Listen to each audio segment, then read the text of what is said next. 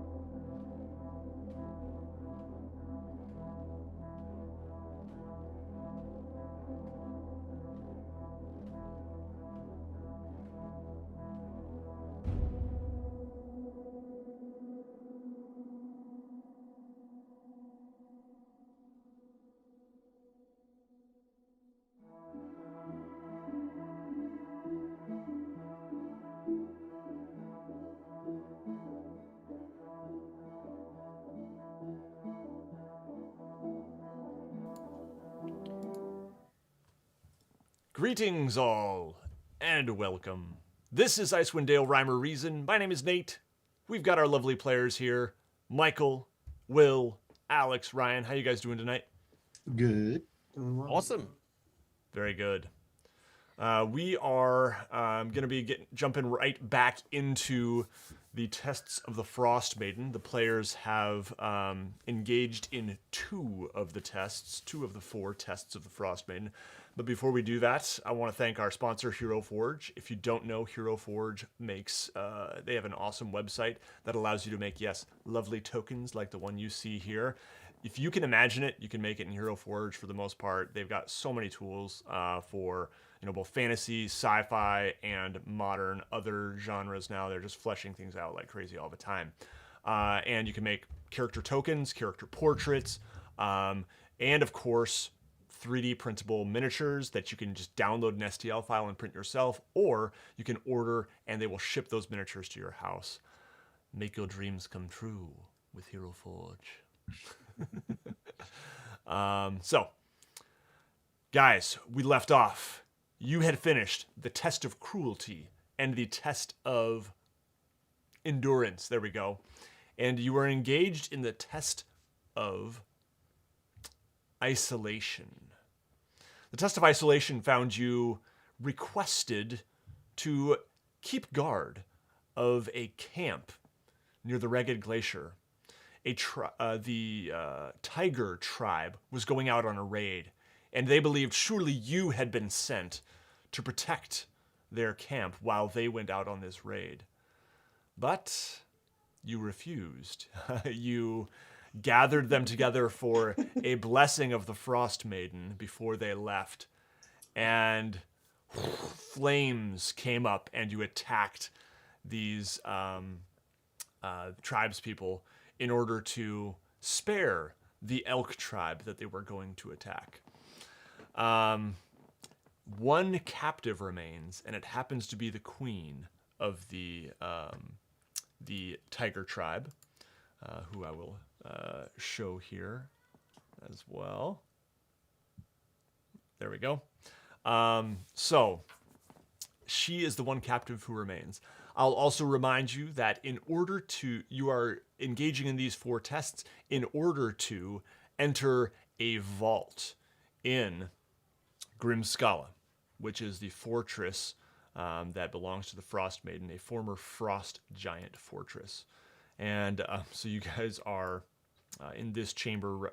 You entered this chamber and were transported to the Ragged Glacier. The end goal, if you pass 4 tests, is to enter the vault right here, where you believe perhaps the Codicil of White is. That Codicil of White will allow you passage into the Ragged Glacier, which hides a great magical city. Ancient city. So, anything else I'm forgetting? That sounds right to me. Yeah. All right, sweet. So, you guys find before you bodies everywhere of the tribe that you have slaughtered. Some fled and escaped with their lives, but many were killed here on the spot of this Ragged Glacier camp. So, one captive remains. She is unconscious. The queen lies on the ground. What would you guys like to do? Should tie her arms and legs. All right. Yeah, you managed to do so.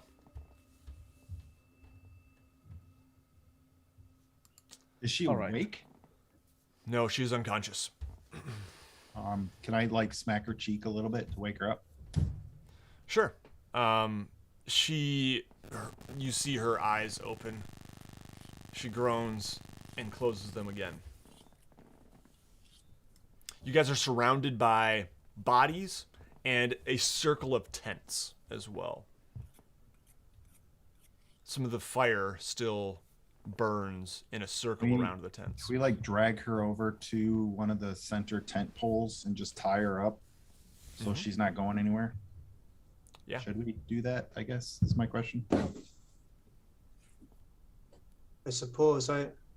Frankly, I think the most merciful thing would simply be to kill her so she doesn't have to see what's become of her tribe. I don't see the point in exposing her to what's become of them. Well, that is because we are undergoing the trial of isolation. And while we can't give everything to the fact that we were supposed to simply stand idle and watch the tribe go out and murder the elks, we may perhaps be overextending by wiping out the whole tribe. If isolation is the trial, then leaving one makes sense. What if the trial is for us to be isolated and therefore we should be alone and she not be here, whether that be her leaving the area or her being dead? And what if she's dead and we do need her alive? See, there's no tech backsies on one of those suggestions. She groans Make a good and point. opens her eyes and says, Also like to point out the Bastards. fact that Nikos just said takes backsies. Yes, I have coined this. This is now my phrase. It's very common in tech. it's a Thayan phrase. Yes, yes. We called it Neverwinter giving. When you give something and take it right back. Neverwinter giving. Probably- Oh, she called us bastards. Yeah, she called you bastards. She opened her eyes. Yeah, I'm not lying. Probably right. While we're talking, I'll bring her over and put her in a tent and just leave her by herself in the tent. Okay. As you are walking out the door, she goes, "Why did she send you? Did she send you here to kill us all?" No, we made that choice on our own. Seemed like you were preparing to do the same to some people we just helped keep alive. So we weren't going to let you ruin our efforts and harm those who did not deserve it. And as for who sent us, we sent ourselves. And I just sort of toss her in the tent. And you can hear her just kind of heaving against the ties, the restraints, and just kind of screaming. Is there anything else around here of significance? Anything out of place or just odd? No. Yeah, there's nothing really, out of place. There's the tents. There are some sleds on the edge of the camp. There are also some dogs, a few sled dogs, that are just kind of barking and tied up to the sleds there. I'm going to go wait in isolation.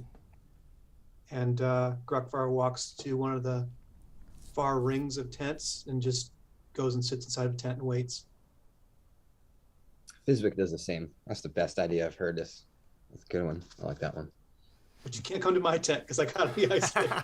Yeah, I found another I like tent. it. Yeah, I'm coming another with tent. you. Suppose I'll follow suit, but as I do, can I look over the bodies and see if there's any weaponry or shield or armor fitting me that might be better than what I'm currently wearing?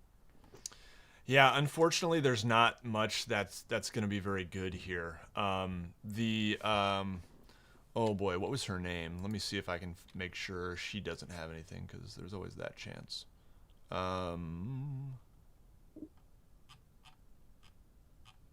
Or Tiger. currency, I suppose. Yeah. Okay, let me see. Okay, her name is Bjornhold Solvitskotir. I love it. Oh. Icelandic, apparently. She's got a great axe, but it's unremarkable. I already got me one of those. Yeah, and a spear. Yeah, I mean, everything that they have is pretty crudely made. Um, yeah, so she's got like a couple daggers, a short sword. What about those bones she's wearing on her shoulders? Yeah, I mean, they're more ornamental than practical, That's but you could absolutely take them. Trying to think outside of the box here. Could we maybe take her to one of the other tribes? Because then didn't we kill one of their leaders? I And don't then know if we can do trips, return trips. Doing a lot of social engineering here. You will marry We're somebody. gonna kill from you, the Elk shuffle tribe. you over here. Yeah, I was thinking maybe if you I got a new took job this for you. leader, she'll know where to get the food to take to the tribe that you killed the leader that doesn't know how to get out of the snowstorm. Isn't King's Quest, Will? I Is feel like it? we're just throwing I mean, like, maybe. paper towels though. Like I kind of feel like it is. I King's found Quest, a but- pearl next to a frog in a swamp a little while ago, so No, I mean like never mind. Nikos is Just going make this to drag her into one of the tents and make sure that she's tied up and secured. And She's already in the one. tent. Yeah. Oh no! Well, yeah. I'm sorry. I'm going to follow her into the tent to make sure she's tied up and secure. And as I'm going to do so, I'm going to ensure that she doesn't have any weapons. Like, just make sure that she doesn't have anything stashed away. As you know, I do that if I do find anything, I'll kind of pocket those. I think I would Yeah. like to take her shoulder. What are those, pauldrons? No, Yeah. what do you call the shoulder things? Yeah, pauldrons, sure. Mhm. Okay. Yep, they're made from like saber-toothed tiger teeth. So yeah, they're pretty cool looking. All right. And yeah, you Nikos, you find like a dagger tucked in her boots. That's about the extent of it. And she kind of struggles against you, but she's pretty beat up, so can't put up much of a fight. Yep. Yeah. Then I will go find another tent and just isolate myself in that tent. All right. What are you guys doing in each of your tents as the day passes? I'm just giggling. What are you guys laughing at? you You laugh guys were there, first. not me. You started it. All I knew, I just. It's like I keep didn't it laugh, you down in laughed. there. I just giggle. It'll seal the deal. I don't have to mean anything. Just giggle. They'll go there. I tried to get as far away as possible. Yeah. Fizwick's finger painting on the walls. Nothing rude. He's actually just drawing bears and. I'm just laying on my back with my hands behind my head, taking a snooze. I'm doing inventory of the items that I keep in my pouch that I use to help with spells and stuff, and meditating. All right. Very good. Why don't you guys go ahead and make me a survival check, if you will. 6. All right. 23. Okay. 9. But I'm using my inspiration. Okay. 19. 21. All right.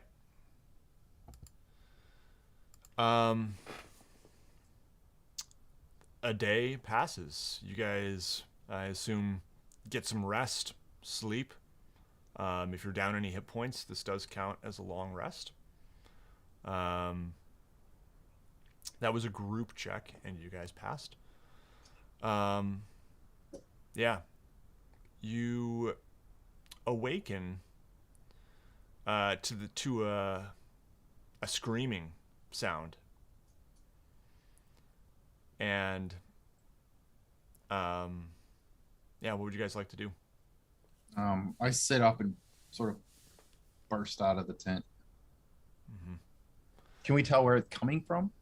It's coming from Bjornhild's tent, and you see a crag cat.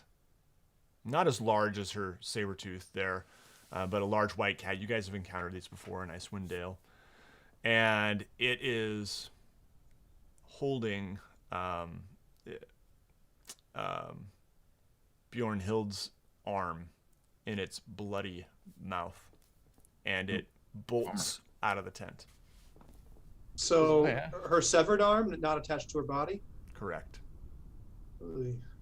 Fizwick runs over and gets in front of the cat. And he starts making some weird little squeaky noises. You can see him snapping his hands over up to the side. And he puts his hands up like this. And he starts just like walking really close towards its face. Mm-hmm. Yeah, it definitely is growling at you.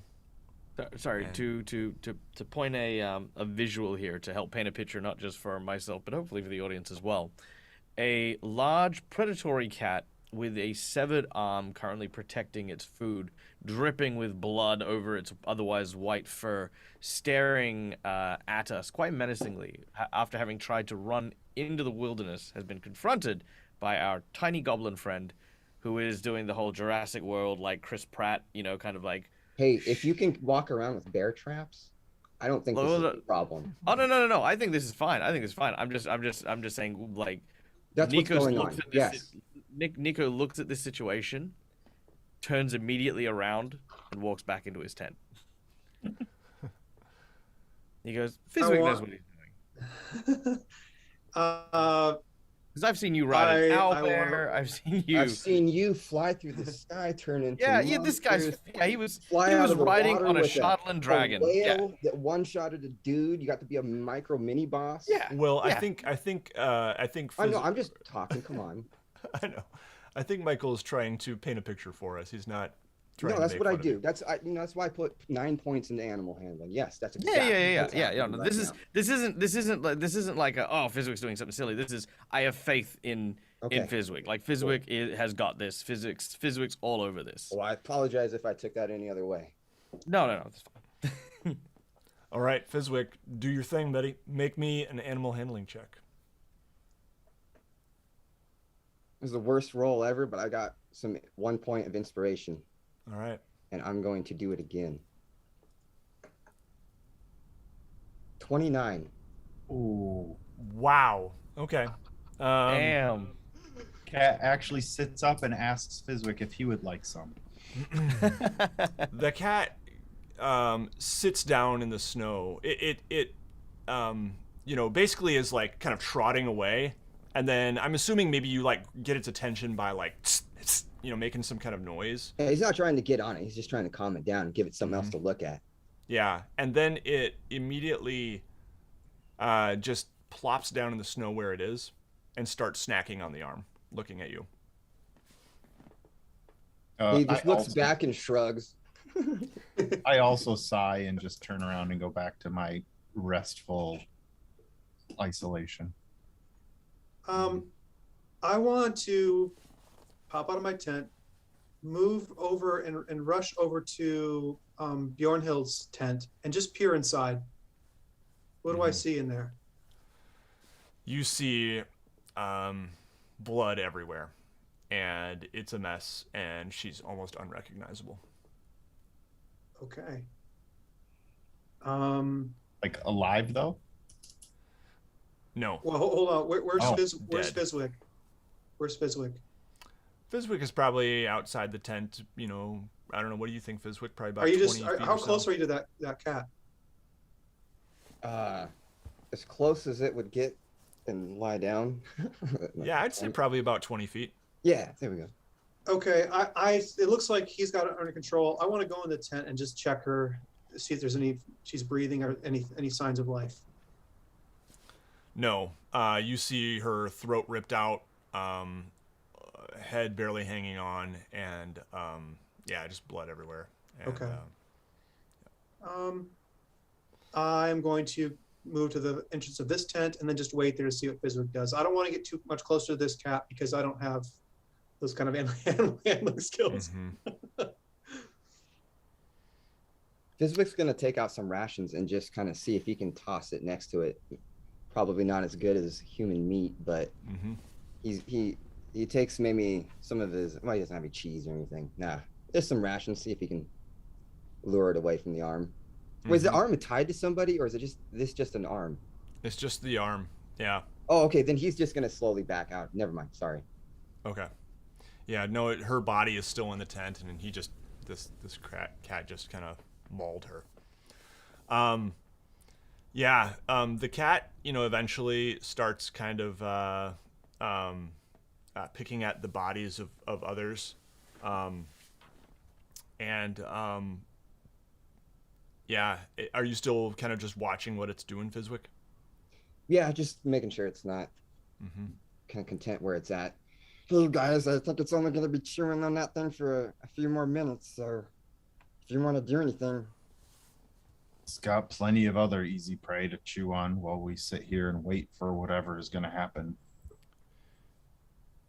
If you continue to watch the cat, you would see it kind of eventually move to the edge of the camp. And Fizwick, you see it turn into a humanoid form very briefly. And then immediately an owl, a white snowy owl, and it just flies away.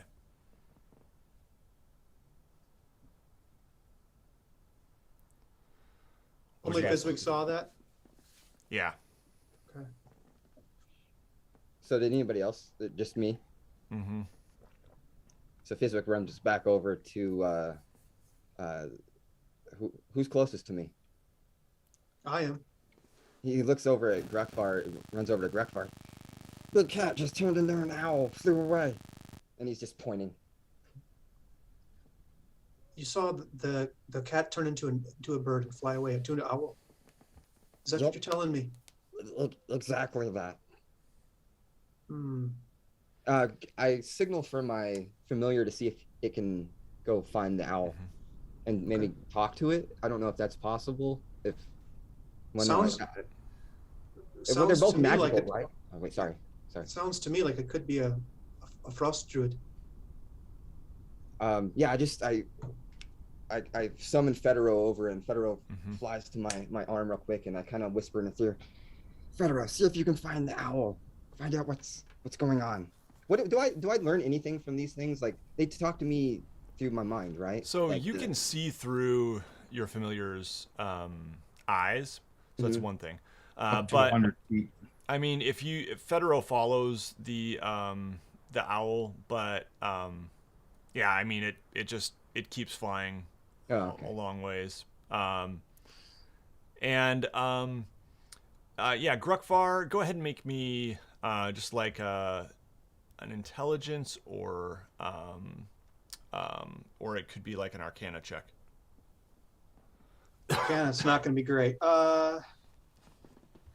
What if I want to just go around and just report to everyone what I saw, and particularly I want to get this information to Nikos because I think Yeah. that he'd have a better sense if it's not a frost druid, it's something more exotic than that. I think he'd be the best one to consult with on that. Yeah, sure. So Nikos, he relays that information to you, and you can go ahead and make an Arcana check. All right, Nikos is in his tent meditating when he walks in. He just sort of, and that is a 20. Okay. Yeah, you definitely would confirm Grukfar's suspicion that this is a frost druid. This sounds like something that, you know that frost druids are able to polymorph into, especially the animals common to Icewind Dale. And I also add in the extra bit that it is also a frost druid cannibal, and would err on the side of caution, as clearly it has a penchant for human flesh. Well, this throws a bit of a wrench into the affair we're in right now because if we're to stay isolated, then this druid could come and pick us off one by one. Do Perhaps we should know- have some sort of signal we can, some sort of a bell we can ring if we see a shadow of something on the wall of the tents, or Do we know of the owl nature that Ariel takes? yeah, I mean, it is pretty well known that, like, she's depicted as many in many forms, and one of them is like a snowy owl's head with like goat horns. hmm. It seems like we are being forced to be isolated as a party. If we stay alone in our tents, though, we're easy pickings. Unless the point was for us to be truly alone in our tents without anyone else. Did we not try that? Or did we actually get interrupted while we were all simultaneously trying it? You have spent 1 day here now. Yep. And so didn't we the spent- previous we- ones... Sorry. No, oh, sorry. No, I was going to confirm. Like, so we spent 1 day specifically isolated. And the previous events, didn't they end instantly once we had triggered the... Yeah, like Trigger? once something happened, you guys were back to Grimskalle. Yep. My suggestion is that we tie ourselves into this rope, and I bring out my rope from my pack. I'm going to tie it to my leg, and if something gets me, at least there'll be some sort of indication, because it'll pull on you as well. I've got 4 loops I've tied into it like a bow line, and I just offer them to anyone who wants them. And How long is your rope? I drag my 50 feet long. How far away are you? Probably more. I would imagine by That's the just- time you tie a knot around everybody's ankles, it's more than 50 feet. You could Look, probably tie multiple ropes if you wanted to. Yeah, yeah. I Okay. say, yes. Don't worry about tying a rope to me. There's no way that's happening. But you do pose an excellent point, Fizwick. If the test should have been completed, we would have teleported by now. And after a day, I mean, I haven't seen you for a day, which is probably the longest I've gone without seeing you 3 for a while. So There has to be it's some not other too thing. hard to remain isolated for a day. Isolation Not much of wouldn't a be test. all of us together. I just don't feel this is going to end with all of us. Maybe we just need to split. And walk into the snow? Are you breaking up with us, Fizwick? I can't think of any way to isolate other than to isolate me from you. And you. And you. And you. I'm not against this idea either. Unless I we have a think better perhaps- idea to try. Sorry. I think perhaps staying in the tribal area is exactly what is causing us a problem. Maybe The next perhaps... night, I propose, Yeah. Nikos, we spend the next night alone. 1 mile to 2 miles out.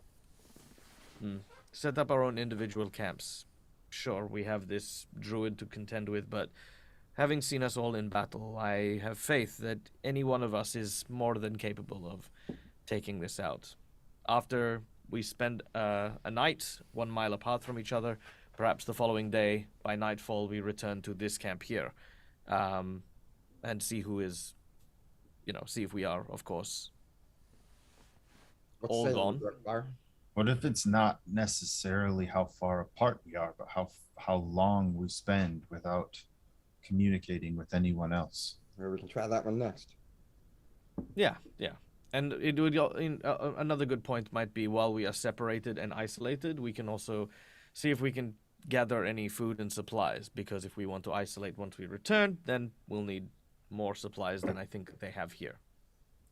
Fizwick kind of goes around and looking for like all kinds of insulation, anything we can take and grab with us to make our night out in this cold suck a little bit less than it's probably going to.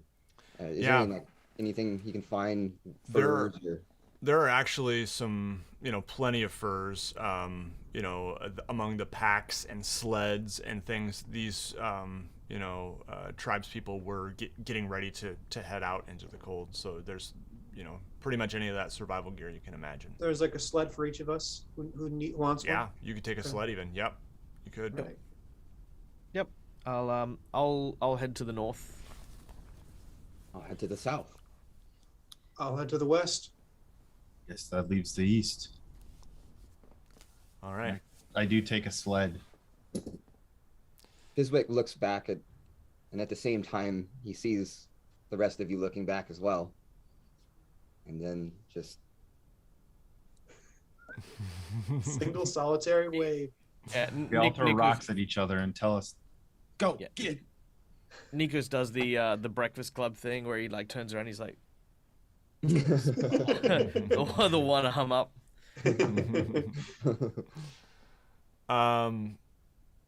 All right. You guys head out. You set up your camps. The sound of a confident DM when the party splits 4 ways. You guys head out. You set up your camps. Do you build fires? Do you just huddle in your tents? I just wrap my polar bear hide around me and use the sled as a sort of bed and lay down and wait. Fizwick has been treated unkindly before meeting this party, and he knows that you can burrow into the snow and actually stay warmer. So he makes this little tiny snow burrow, covers the hole with one of the furs that he's got, and he's just got more furs lined inside, so he's kind of in there like a cocooned animal, all warmed up to the best he can. Nice. I love that. Yeah. Anything else in particular you guys are doing other than trying to set up a little camp here to stay warm? Oh yeah. So I'm gonna use snow shape and form like a little igloo for myself. What I'd also like to do is maybe look around and see what the actual tundra happens to look like in terms of like obviously because Icewind Dale's been covered and we can't really see because it's still nighttime and dark. Just kind of trying to take marks of landmarks so that as I travel away, I'll be able to find my way back based on these landmarks. Yeah. Yeah. You kind of take stock of the area and manage to do that. And why don't you make me a survival check? And actually, everyone can go ahead and make one once again. Ooh. I am far more intelligent than I am observant. I got a 4. Okay. 15. 8. All right. Sorry. 23, natural 20 plus 3. Okay. It was the plan to then the next day meet back at the camp? Mm-hmm. Okay. So based on those checks, Clay and Fizwick, you guys head back to the camp, and you do not see Nikos or Grukfar.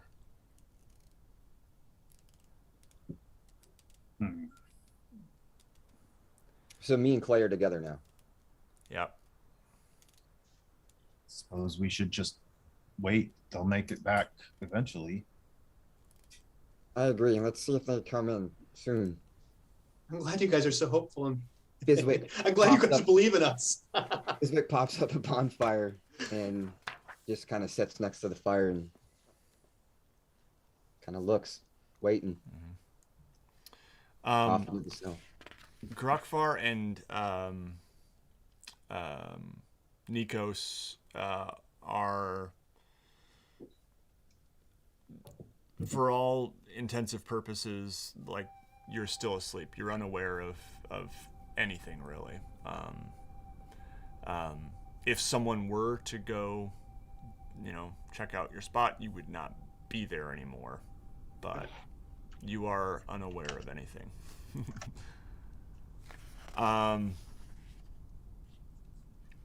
Yeah. Fizwick and Clay, what do you guys do?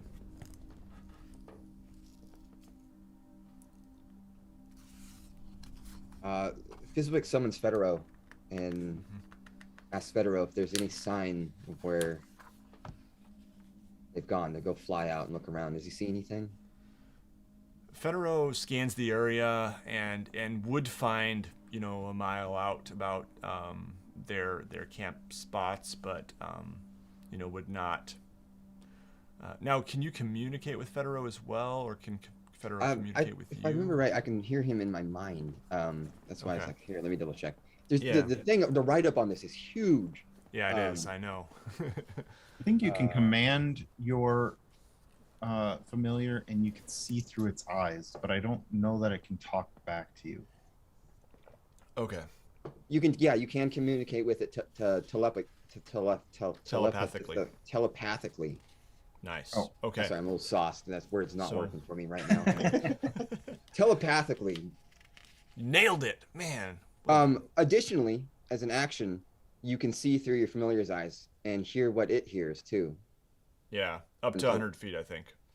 Gaining the benefits of any special senses the familiar has as well. So like sight, I guess, too, or smell, or Yeah, so Federo comes back to you with, and basically tells you there's nothing Fizwick's there. sitting here. You're deaf and blind, so he's sitting there like this. That's right. Wow. Your bird I haven't done that in like 10 years. flutters onto your shoulder. Nothing there, just their camps, their sleds, nothing else. Is that the federal voice? Yeah, that's What's the federal voice? I don't know. We're gonna have to work on that. You let me know. Oh, okay. You should sound like a British butler.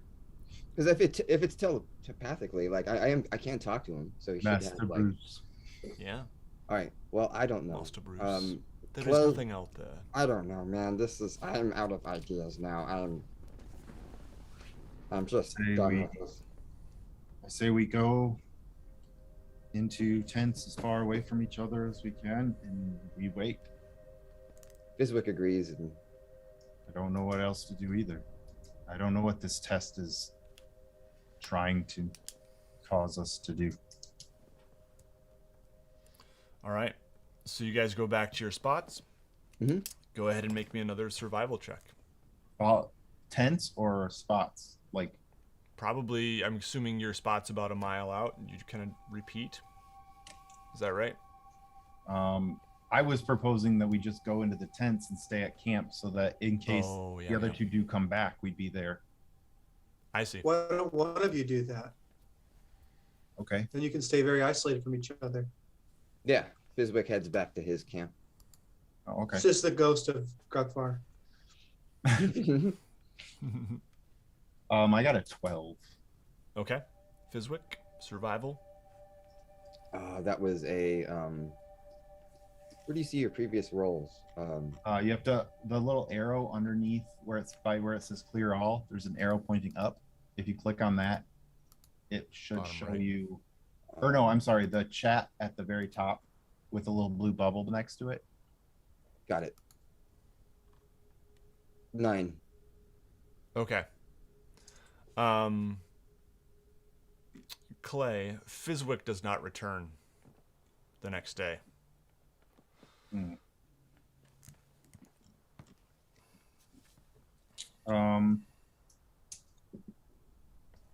Has there been weather so that we can't see footprints anymore?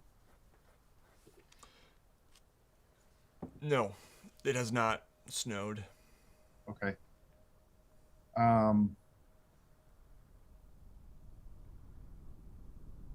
So I'm assuming some disembodied voice has notified me that Fizwick has not returned like early in the morning, right? Yeah, I mean, you just are you get the sense that, man, it's been a while. He should be back by now. Can I wait till like the sun is straight overhead, so like noon, and then start walking in the direction that I saw Fizwick go? So there's no sun, but yeah, you can wait until fair. the stars look like they are noon. Yeah. Okay. Yep. Yeah, you walk out to Fizwick's spot, and there is a hole in the ground with a skin over it, and it's empty. Okay. It stinks. Dude could have aired it out before he disappeared. Okay. I'm gonna walk back to camp and then head. I guess Grukfar, you went east. West. West. I'm gonna head west, assuming I can see Grukfar's footprints. Yeah, no sign of him there either. You find a sled with a dog howling and a couple dogs. I'm gonna cut the dogs free, and then I'm gonna head in Nikos's direction and see if the same thing happened. Yep, same thing. Okay. I'm gonna Sleep. I'm gonna Go to sleep. figure out that I have kind of figured out what's going on. I'm gonna head back to one of the tents, and I'm gonna pull my polar bear cloak over me, and then I'm gonna lay down. All right. Yeah, you do so. Go ahead and make me a survival check. 18. You wake up in the morning, and as soon as you push back the tent flap to exit the tent, there is a whirling of snow that just completely blinds you, and you find yourself transported back to the chamber in Grimskalle on the floor, and there, sleeping, are your 3 companions. I one by one nudge them and wake them up. Oh, and Valin is there too. She just automatically passed. The eternal sidekick is just kind of like, once in a while we remember she's Eternal there. sidekick. Pull her out of our pocket whenever we need it. Fizwick wakes up and he says, I didn't do it, I raped it on Grukfar's pants. Gross. I want to do an inside check on my pants. Your pants are lying to you. I rolled a 14. What's on my Everything's pants? fine, Nate. I don't know. Just you tell me. Type it in the chat. Type it in the chat, Will. I don't even understand. Don't do it, no. Oh no, okay. Don't type it in the chat. I don't understand. I what's smell something. happening. I smell something odd, but I can't quite place it. Let's just leave it at that. Then. Okay, yeah. I scowl at Fizwick. I tell each one, we've evidently passed the test. You guys, awaken. Your surroundings are as they were when you left. You can hear the gentle rolling of a walrus from out in the main chamber. Only one way to know for sure. The quiet squeaking of walrus belly on ice. Mm-hmm. Grukfar heads out of the chamber, makes his way towards the southernmost. This was the door. last, right? Of the four? No, we there is have one more. Yeah. Do we? Okay. Yeah. So On This the thing way won't out- open! Grukfar. I'm very ahead, frustrated Michael. because my memory's bad and I can't seem to open this door that's locked. On the way out, Nikos will pat Fizwick on the shoulder and presume that was the reason why we succeeded was his suggestion. Just sort of gives him a good job nod. Fizwick has no idea what's going on and just gives him kind of a high five. Oh, high five return and sort of. There's a little And stick. even though Nikos doesn't really show his mouth, you can see like this kind of tiny smile just kind of lick across his face. He's like, "All right, one more, and then we are done." All right. And above this door are carved the words preservation. Preservation. Preservation. I'm just going to be making jam for a week and then we're done. Amazing.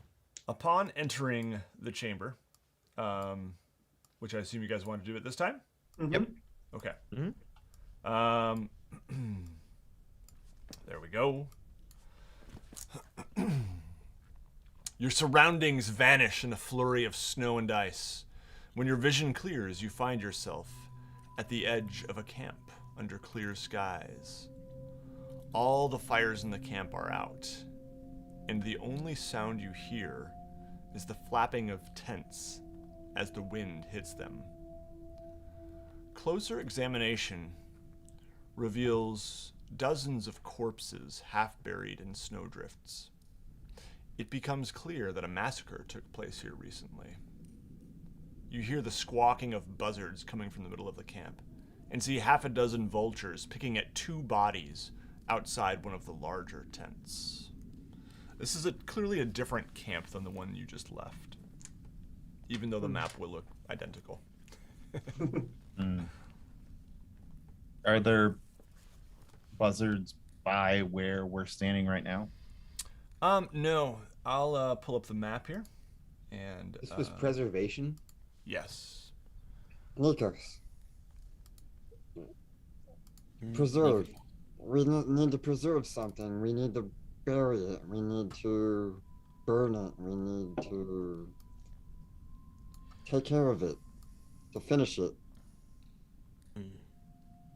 Does this resemble any of the camps that we've been in? You know, it resembles like some of the But it's styles of definitely tents and not stuff. one of These the are same clearly ones. not the tiger tribe. Yeah, I mean, I guess you see more wolf markings than anything else. How many bodies are there? Oh man, a couple Wolf dozen. markings, like, do you mean like that's the tribe, or like actual wolves have been here? Yeah, like that's the tribe. Yep. And we've see been to the occasional wolf tribe wolves before, right? Above tent doors. I don't think you have actually. Wait. Okay. Oh, maybe I'm wrong. Let me just double check this here. They mentioned last time too that Oh, yes, like I'm wrong. the wolf tribe has multiple groups. Do you know what I mean? That was the elk Is that tribe, correct, right? Nate? No, actually, you have not been. That is true. There are multiple groups of each tribe, but I think you've only visited the elk tribe, the tiger tribe, and the bear tribe. Oh, yeah, bear. I think the first one was the bear tribe. This is the wolf tribe, and you can see, wolf markings on tents, like little, painted crudely above the hides on tents. Wolf skins among the dead. I just start walking among the dead and sort of shooing away the buzzards as I come across them if they don't fly away already, and just sort of can I investigate to see if I can tell maybe what killed them, if it was a battle, if there are certain weapon wounds, and maybe how old whatever killed them, like how long ago it happened. Yeah. As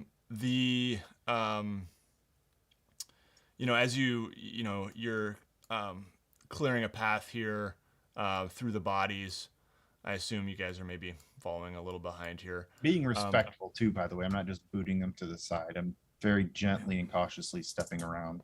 Yeah, you do see the occasional spear sticking out of a back. Definitely a battle took place here. Can I tell how long ago it was? It looks like some of the bodies are actually, if you really pressed in, you would still feel perhaps some warmth even inside the furs. Can I, seeing that, can I pick up my pace and see if I can see if anyone's still alive? The as you step to the center here, you do notice two bodies that these vultures the size of Fizwick essentially are picking at, and they're right about here. And everyone go ahead and make me a perception check if you would.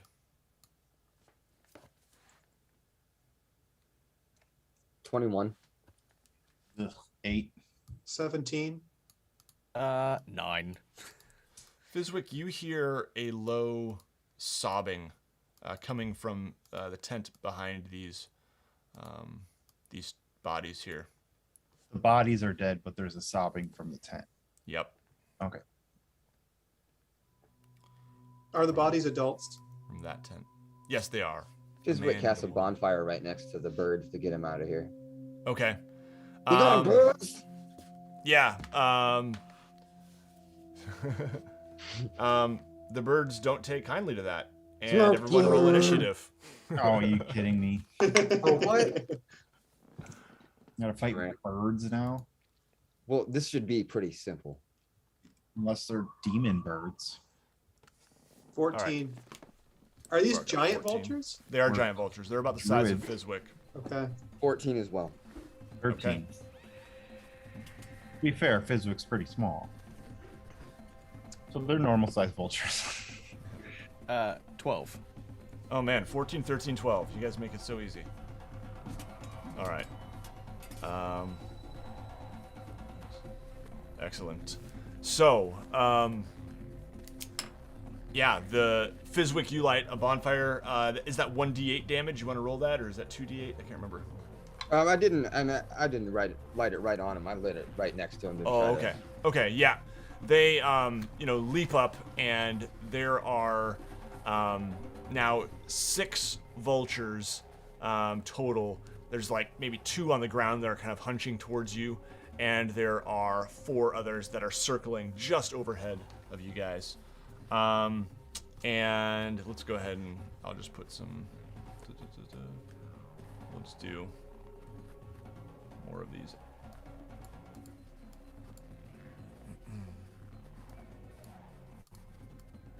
I don't even think we need to put them on the map. Okay. Fizwick, you are up first as the birds take to the sky and start moving towards you. What would you like to do? The fire that I just cast, how many are within a 5-foot range of it? I would say 2 still are. 2 of them? Yeah, right they're moving towards you here. Fizwick's going to cast Pyrotechnics, and you can just see fireworks start erupting in the shapes of different shapes of birds and dragons and all kinds of weird animals just flying out of the fireworks and leaving beautiful colors behind. And the birds are going to have to take a Constitution saving throw of 12 or be blinded. Okay. Let me. Constitution, you said? Actually, each creature within 10 feet. So maybe I Okay, can sure. get an extra. We'll add another one. Yep. Yep, Constitution 12. Okay, we got a 19 for the first one, a 13 for the second one, Great. and a 15 for the third one. This is wonderful. Fizwick just enjoys his colors and sits back. All Yeah. the birds just turn and look at the wonderful display. You have definitely alarmed them. All right. It sure looks pretty. All right. Anything else you'd like to do? As a bonus action, he's going to try to slump back down in the snow and hide a little. Yeah, you managed to maybe get behind Valin here and just slump against that tent and Valin, that's right. and hide. You got her here. We all forgot about that for a while. She's really useful for hiding behind. Jeez. All right. Grukfar, you're up. And you can go all right. with Valin too. All right. I'm going to run up to this vulture right here, and as I'm moving, I kick my warhammer with my boot and ignite it with Searing Smite as a bonus action. And for my action, I want to take a swing at that vulture. It's 25, so I'm assuming that hits. That hits. Mm-hmm. And that hit causes 8 points of damage. All right. The Searing Smite, let's see here, causes 1d6. So it's additional 1 point of damage, and the vulture lights on fire. Oh wow. Okay. And then also, because I'm now at level 8, and that first hit was successful, I get a Divine Strike, which is an extra 1d8 of fire damage. Yeah, roll that. And while you're doing that, yeah, this bird just kind of swoops down and to attack you, and you just smack it out of the air, and it's on the snow burning now. Okay. It's still alive, but okay. What did you get on that last bit of damage? 6. Okay. Yep, still alive, but it's on fire and it is squawking like crazy. Okay. All right. That brings us to anything else you'd like to do or have Valin do? Yeah, I'll have Valin shoot some magic missiles. Nice. If I remember correctly, that's 1 plus d4 per missile. Is that correct? Yeah. I think so. I heard a yes from Will. I'm gonna go with I almost took that. Yeah. Okay, I'm gonna shoot 3 of those, 1 at each. Okay. Dang it.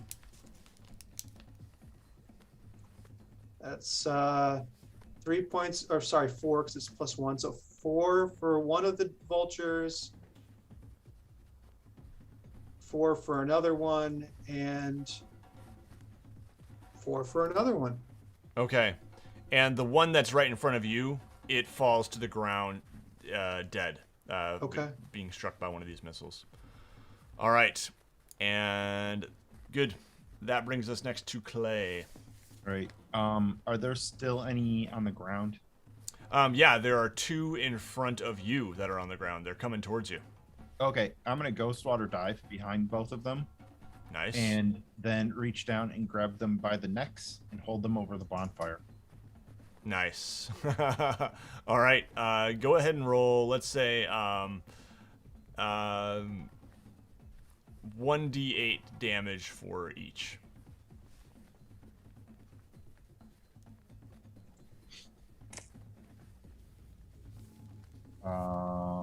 Five.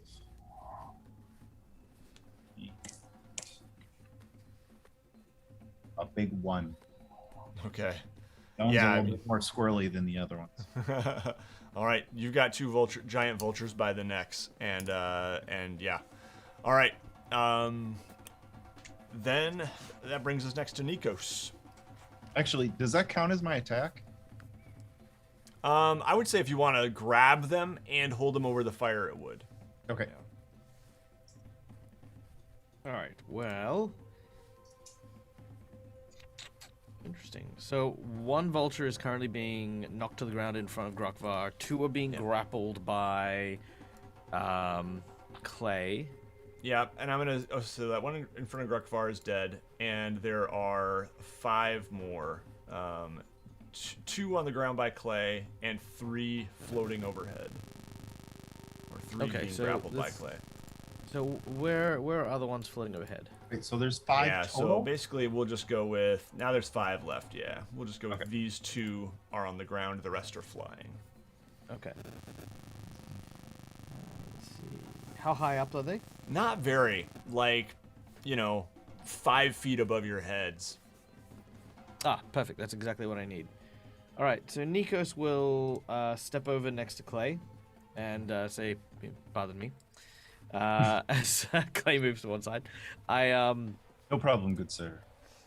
I then judge the telemetry of the 3 and triangulate positions and use some mathematics, and I'm gonna cast a Victrolic Sphere into the air, and I'm gonna aim it at 25 feet in the air, so that it rains a 20-foot aura of its damage down, which will hit the birds but not us on the ground. And I'm going to use a sorcery point to turn it into lightning. So what you see as Nikos raises his hand up is this tiny orb of crackling and very angry light that just sort of flies up to the 25-foot mark. Then it sort of expands outwards into this Tesla cage of electricity, and you watch as just this rain of lightning just cascades down onto the vultures. It's a 20-foot it's a 20-foot area, so it'll hit all of them. So I need them to make dexterity checks. All right, and so this is the 3 that are in the air, right? Not the 2 that are on the ground? Correct. Yeah, okay. So, dexterity checks coming. All right, we've got an 8, a 14, and a 5. They all fail, All right. meaning they take 10d4 acid damage. Wow, 14 even failed? Holy cow. So that is 20 points of damage from the initial impact, and at the end of their next turn, they'll take another 5d4 damage. All right. These 3 vultures in the air fall to the ground, just crackling, sizzling, burnt by the lightning. And the other 2 that are in Clay's hand are going to attempt to fly away. Clay, let's go ahead and make some opposed strength checks here as you have them grappled. And birds? Yeah, we'll see how that goes. Oops, wrong thing. Yeah, you, I see. Got an 18 for my first one, Yeah. and a 19 for my second. Yeah, and they got a 10 and a 7. So you have 2 vultures grappled. They're flapping around as you have them by the neck. Okay. Are we skipping right to my turn since everybody else is dead, or? Well, actually, no. I We're guess not all we dead. should Not go you. back to Fizwick now. Fizwick, right. you see Clay as holding these two vultures over the flames. What would you like to do? Fizwick's gonna look at the fire, and you can see his arms go out, and he's gonna cast catapult with a second level, and you just see him swing another log right at one of the big birds, and you can see it smoking and flaming through. Hopefully, just in a big poof of like fire and feathers as it hits it. And they have to make a deck. He has to make a deck save of a 12. Feel free to pick any one you want. All right. He rolled a 15. Is he at disadvantage though because he's Oh, grappled? yeah, he should definitely be at disadvantage. Okay. And he rolled Thanks, another. Alex. You know what? We're just gonna say he fails. He's grappled. Like, yeah, I don't care what I roll. So He takes what 24 happens? points of damage. Bludgeoning, man. So All right. I am holding the head of one buzzard and another buzzard. Oh, Exactly. Let's get the buzzard of like one of Clay's actually. So like he's just Those are the sitting only there, ones and that- left. That Yeah. log comes out of nowhere and just goes poof. Yeah. Just embers and smoke and wood blowing up and shit. Sorry. Clay has the head and bloody neck of one of these vultures. The body has just been blown right off. Clay, your arm just kind of moves a little bit with the force, and the other giant vulture is still like flapping around here in your hand. All right. Anything else you'd like to do there, Fizwick? He's gonna use his bonus action and try to slump back down into that snow. All right. Excellent. And Grukfar, that brings us to you. Okay. I am going to let's see, where am I here? Oh, okay. So this vulture that's northeast of me, is he still alive or is he dead? I don't remember. Just that one's dead. Sorry, just the one now in Clay's grasp. Okay. I'm gonna Clay's just holding him out for you guys to bludgeon. I'm gonna yell Clay's name to get his attention. Clay! And as I do so, I run over here with my warhammer in my hand. I'm choking up on it like it's a Louisville Slugger, and I'm Nice. gonna swing for the vulture's body. Bing. All right, make that attack. 17. That hits. All right. I want this to sound like a For driver on the Gulf 6 Stream. points of damage. All right. Has this one already? It already took some damage from.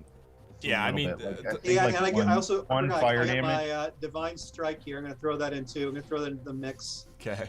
+3. Okay. Yep. This giant vulture now hangs limply in Clay's arms. Oh, That's I it. had plans. Clay, you now have the Thanksgiving bird. Well done.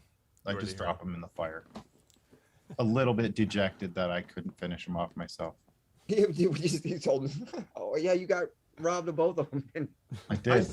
I fish him out of the fire and put him up on a rotisserie. That you just happen to have in your back pocket. No, there's sticks around the fire I can use. I'm sure they have already set it for me, probably. Fizwick, did you tell us that you heard somebody crying? I guess I didn't have time. We Okay. started fighting, so Fizwick says, I can hear some. Didn't he hear him in one of the tents? Yeah, the one- in one of the tents, the one, pretty much the gray one. So Fizwick says, I can hear some. Before we started fighting these birds, I heard some crying over there. Yep. I think Um, should go look. I go walk in that direction and peek in the tent. All right. Inside the tent, you see a child, a boy.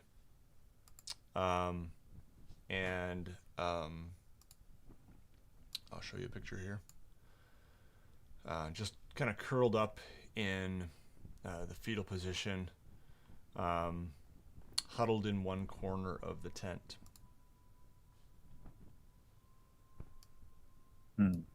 Where are your parents, Wian?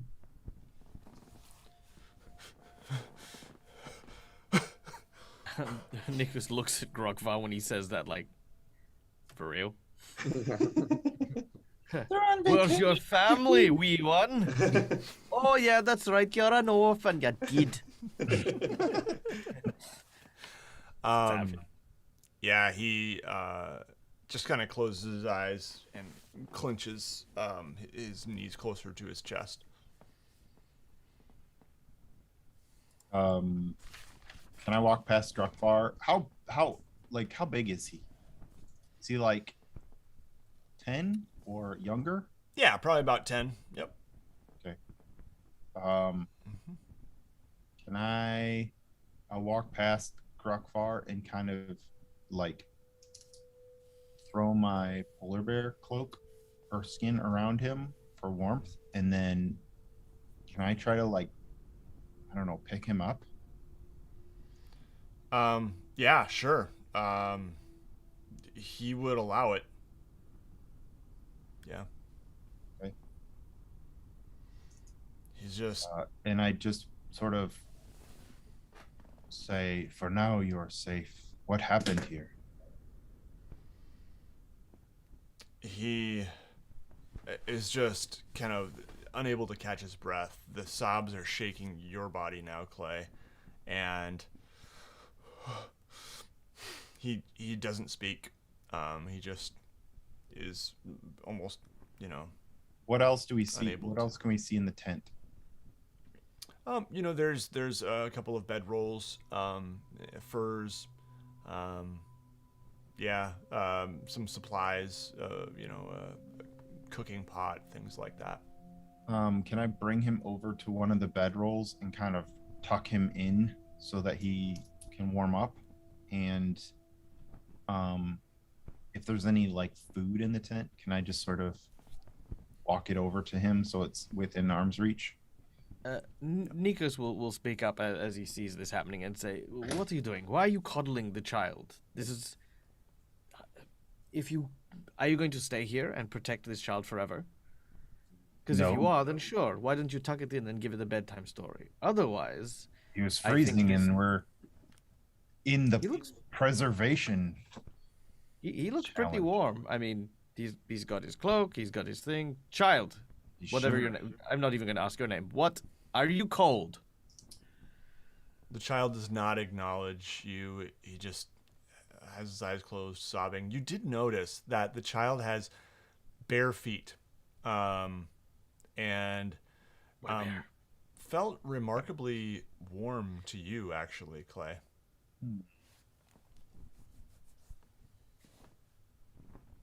Yes. Is he also holding a stuffy like he is in the picture? No, I don't think so. I don't even know what that is. Yeah, I was wondering if it was a live animal or not. Yeah, it's an actual full-blown bear.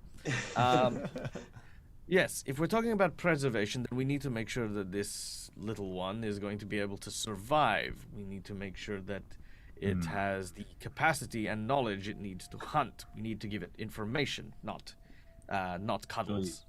With that new knowledge that he's actually warm and barefoot, can I? I'm pretty like not wise, but can I like? What would I do? Like an intelligence check or something to try to determine why he seems to be in way better shape than the weather outside would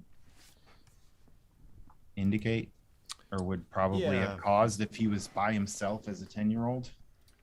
Let me see here if I can find maybe an investigation check. Actually, you could give me a nature check if you want. Okay. Investigation or nature. Oh gosh, that's the worst. And I have a +3 on nature, and I got a 6. Yeah, you're not really. I don't coming know. up He with seems to anything. be doing remarkably well for a 10-year-old in the freezing cold. Fizwick, guys- pulls Nikos outside tent, says, "You think he did all this?"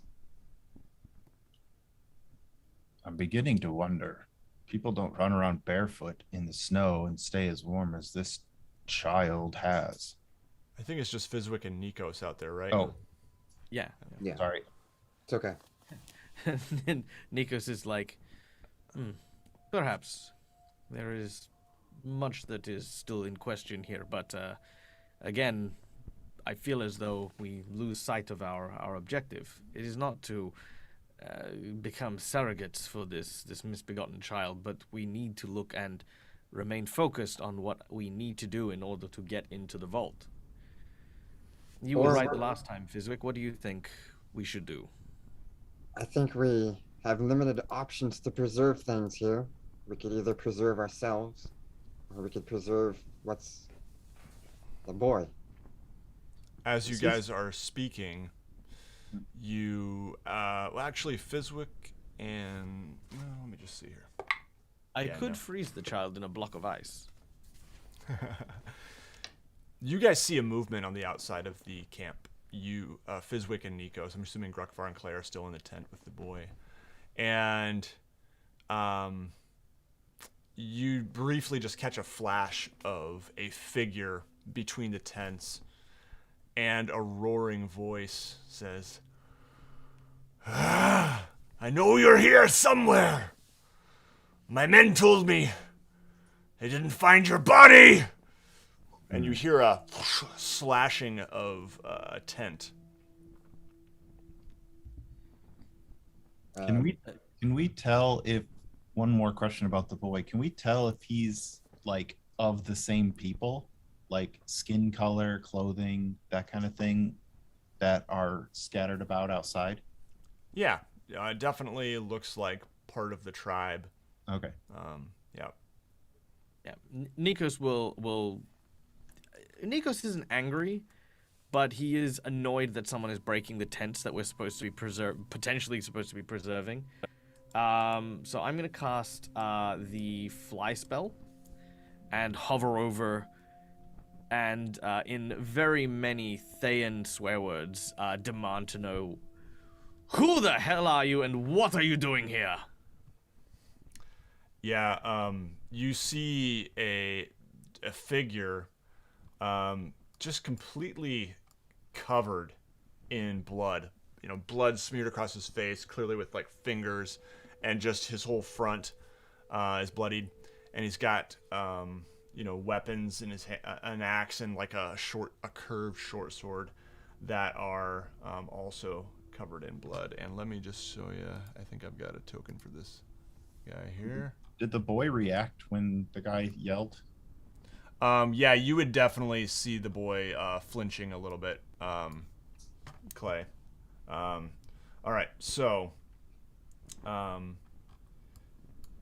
I guess it's not a great picture, but there's a picture. Whoop, nope, you guys can't see that. My bad. There we go. And so to give you a sense of positioning here, he is actually like right here. And you just saw him briefly walk around. Yeah. So I'll fly and hover, just kind of there-ish. Mm-hmm. I whisper to the boy, "Stay here and be quiet." And then I say, "Grukfar, I think we're needed outside." And I walk out of the tent. Does he actually respond to when I say something? Yeah, he just looks at. So were you only speaking in Thayan? No, I swore in Thayan. Okay, gotcha. Yeah.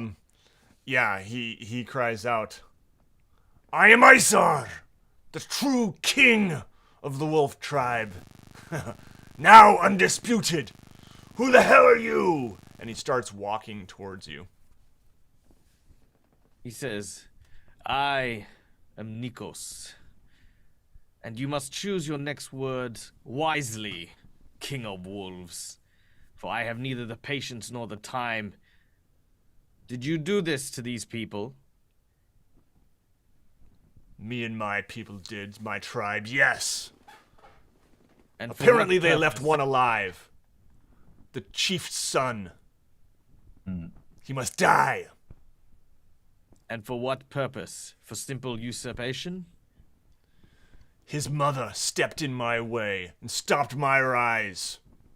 I must make sure their bloodline is blotted out." Can we hear this? Yeah, you guys can hear it clearly. Nikos will turn his hand sideways as he kind of still floats, and he says, "Unfortunate, for we are agents of preservation, and we will preserve that bloodline." And I will blast him at full force with my Vitrolic Sphere, because that is the new spell. All right. Go ahead and make that attack. He'll need to make a dexterity saving throw. All right. Pull up the... Okay. Dexterity. He rolled a 4. That's a no bueno. He will take another 26 points of damage Okay. from the initial blast, and then at the end of his turn, he will take another 5d4 damage. This will be. Oh, you know what? I will turn this into fire Okay. because I can.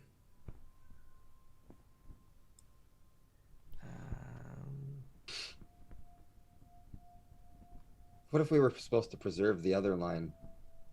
These quests don't seem to be that deep. I feel like we're gonna get to the end and be like, oh, but kind of want to kill the kid. Preserve what line? Preserve. Well, I don't think. If we preserve could this preserve guy, more than wouldn't this if guy we who's were- interlocutor. If we preserve him, he's not the last of his line. He's part of another tribe. Yeah, exactly. So, wouldn't that preserve his tribe though? well, I mean, Because his only tribe if is- the rest of his tribe was dead. These It would preserve his deep tribe, enough. but I wish they were deeper. I don't know. I don't His- know. Anyways, His tribe is ostensibly just fine. It's just him hunting somebody down. Yeah, hunting the kid. last of something. He's trying to stomp out the last of this tribe, and it's that little boy. Yeah. And also, I also question feel for you, like- Nate. Ariel seems to be both caring and vicious at the same time. Well, that's not too unusual for like a deity to have like different sort of aspects like that. Yeah.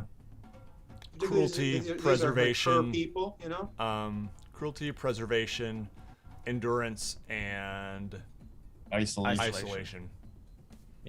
Nate, I have a quick question for you. Do you remember that character that we fought really early on? Might have been like the first big fight we had, and he did he have bare feet? No, but he was dressed remarkably light clothing. I think that probably. Well, why don't you guys go ahead and make me intelligence checks real quick, and we'll just I just kind of wonder maybe what you have heard, or learned and picked up. 19. Natural 20. Intelligence check of 13. 11. Yeah, I would say that probably everyone but Grukfar would, hear of rumors of people who are have the touch of the Frostmaiden, and how that it's something that happens upon birth, and how that can That answers the, lead the reason for preservation, I guess. can lead to not being affected as much by cold, specifically. Yeah. Okay. So Nikos has just blasted this chieftain, and I need everyone else to go ahead and roll initiative, and then we're gonna take a short break and see what happens. 21. 21 as well. Good number. Jeez, I'm doing awesome today. 11. 12. All right. I got that +8 in advantage on initiative. It's really doing me favors. Okay, sorry guys. I was okay. So repeat those. 21, 21 21, 12, and 11. 21. Who Whoa. got the 21s? Me and Fizwick. Okay, cool. I will have Nikos go first since he's closest and has already gone, and then Fizwick, and then who's next? I got an 11. And Grukfar got a 12. Is that right? That's right. Okay. And Clay. All right. That actually kind of fits. We're the ones coming out of the tent. Yep. There you go. All right, we will see what happens in just a moment. I want to thank our sponsor, Hero Forge, once again. Make sure you check them out at heroforge.com. And we'll come back and throw down against this chieftain very soon. Stick with us. We'll be back in about 5 minutes. See you guys.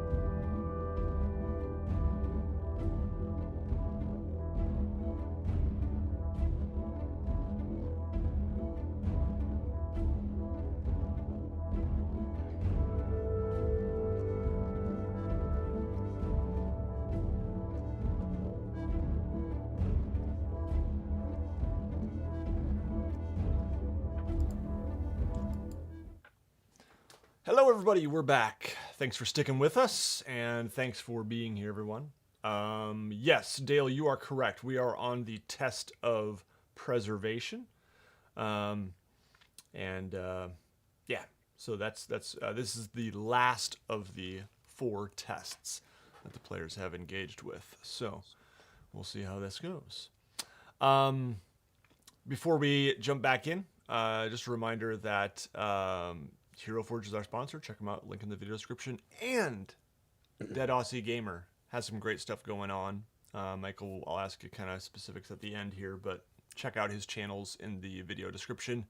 And Fizwick also has his Dark Sea Workshop. You saw some of the pretty dice during the ad break. And full sets of dice are like, you're like that close to posting those things, right? Oh, before Friday. Yeah. Yeah. Sweet. And then it should be a continual stream after that. And they're not going to be affordable at all. There you go. They're going to be pricey because I've seen the amount of work this guy's put in. So anyway, yeah, check him out. Dark Sea Workshop. Make sure you're following his Etsy shop. All right, let's get this done. There was a blast you guys just saw, and ball of fire that hit the wolf chieftain Isaar. Ooh, what's his name? Hold on, Isaar. Something. I saw a fireball. I saw it went that way. Isaar Kronenstrom. This, just savage-looking, bloodied chieftain wearing a wolf skin.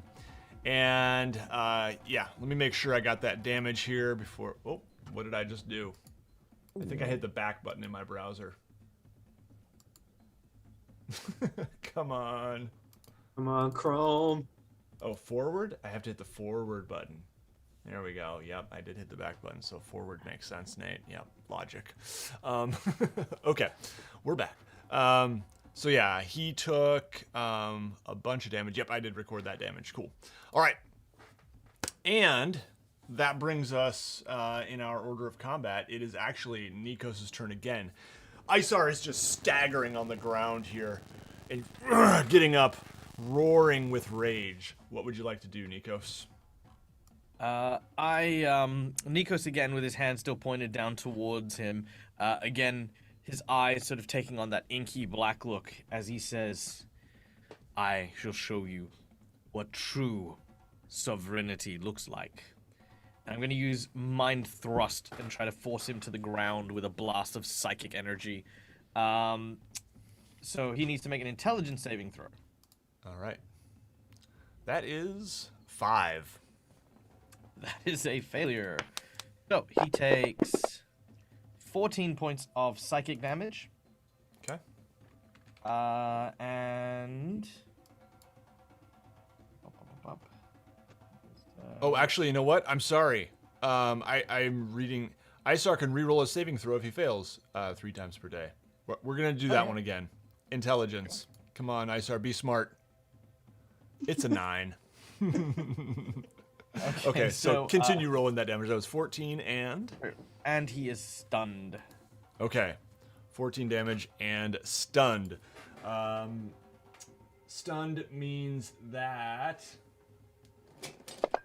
he's incapacitated, can't move, and can speak only falteringly. Is he stunned for like 1 round? He is stunned... no, he can repeat the saving throw at the end of each of his turns to then end the effect. Okay. Excellent. All right. So, good. Anything else you'd like to do on your turn, Nikos? No, I'm good. I'm hovering above. I do my thing. I don't really have anything I want to use my bonus action for. Maybe an Intimidate, but, like, that's just me being spooky and flying and illithity. Yeah. I think that's... You've already accomplished some of that. Yeah, I'm good. Yeah, all right, very good. That brings us to Fizwick. Fizwick's going to use his bonus action to go into sneaking, kind of hiding somewhere around here. Yeah. And he's just nothing fancy. He's going to try to shoot him with his bow. Okay, so let's see. Where would you have to move to do that? I'm thinking you probably have to move, like, over here to do that. Maybe you could... Yeah. Probably, like, right there. You can kind of go against that tent right there and shoot him from there. Cool. And I rolled a 23 to hit. Okay. And yeah, that definitely hits. Go ahead and roll your damage.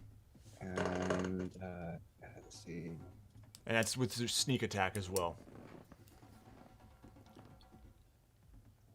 Oh, that's another 8. And then I'm going to add my Fury of the Small for an extra plus 8.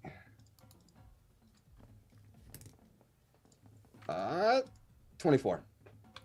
Nice. 24 points of damage. All right. And you see him just... Yeah, so that was with an arrow? Yep. Yeah. How does that look? Like, where does it hit him? What's going on here? That's a lot of damage. It's not a kill shot. No, it's not. It hits him a little bit left to his heart, and you can see him just kind of take a step back, and just the impact, it didn't pass through. The arrow's just sticking straight out of him. Yeah, he's, singed, stunned, and now just this arrow, and he just looks like his eyes are wide with shock at the onslaught he is facing. All right, and that brings us to Grukfar. Okay. Grukfar is at the opening of this tent, and he turns back around after seeing the commotion outside, and he looks at the little boy and he says, "Don't be afraid. This spirit will protect you if you stay within the tent, so don't move." And he draws some fine red clay out of his satchel, and he sprinkles it in sort of a trapezoidal shape on the ground in front of the boy, and then presses his holy symbol into the snow. And then this sort of reddish glow emits from that impression and grows into a, how tall is the tent in the center, would you say? Probably about 7 feet. Okay. A huge, it looks like a gigantic sort of spectral gnome, but instead of being small, it's like 12 feet tall, so it has to stoop. And so he's cast Guardian of Faith. And basically what this will do is if any hostile gets within 10 feet of this tent, it'll attack. And then that enemy will have to make a dexterity save and the whole 9 yards. Nice. And then Grukfar departs the tent and moves towards the center of the chief's circle here. Okay, so What's yeah. this gnome? This is a giant, like, see-through gnome? Like, Yeah, it's just like a spirit. It's Cool. it's like a big spirit. Yeah. Cool. That's awesome. Yeah. Yeah, the boy is just kind of like wide-eyed now, laying on his bedroll, like in awe of what's happening here. All right, but looks a little bit less, freaked out than before, for sure. All right. Then we, Grukvar's turn having passed. Oh, I think. can I? Valen. I don't want to forget about Valen and give her a No. shot. Mm-mm. Valen is, let's just say, is standing next to me. He sits down Yeah, and sure. says, "I got it." No, I don't know. Yeah, sure. She's here, I'll say. And she casts Ray of Sickness. So she looks kind of nauseous. She opens her mouth and a green gas emits out of it. She gathers it in her hand and then she throws it at Isocronin. Isaar, yeah. Isocronin. That is the least ladylike thing I've ever heard. Pretty cool, though. And let's see here. That's melee +6. And what's the range on that? Oh man. Well, it's like 60 feet, but I Okay. rolled a 7 here effectively, so Okay. that might be a miss. Yeah, unfortunately, that Okay. is a miss. All right. Well, it was all for nothing. All Now right. she's embarrassed. Oh, you know what? You have advantage on the attack roll because he's stunned. Fizwick goes, Oh, nice. Try one more time. Let's Lynn. try that again. "The Lynn just burped in my face." Well, it's 10 now. Okay. Yeah, some poor Okay. rolls. All right, so not quite enough. All right. All right. Very good. That brings us to Isaar's turn. Isaar is going to get his saving throw here. It's an intelligence saving throw, right, Nikos? Yep, for the stun. Okay. He rolls a 5. Still stunned. Yep, still stunned. All right. Can't move. And because that's the end of his turn, he takes another 5d4 damage from the sphere. All right, bring it.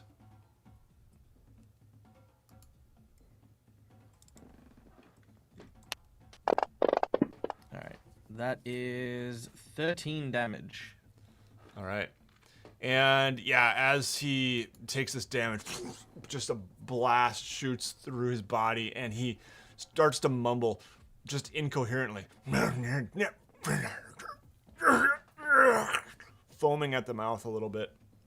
And that brings us to Clay. Okay. I am going to.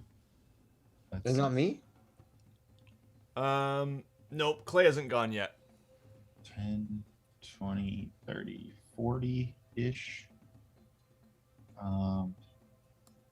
And then I'm going to oh shoot, I can't throw that. I'm going to take the trident out or off my back, and I am going to hurl it in his direction. All right, yeah, go for it. And you do Plus- get advantage on the attack. Okay, so it's plus, but it's a +2 trident too. So is that to hit and to? Oh, never mind, it did it already.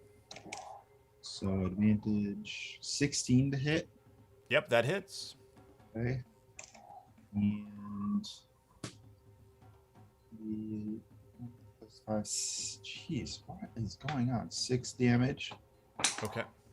And for my second attack,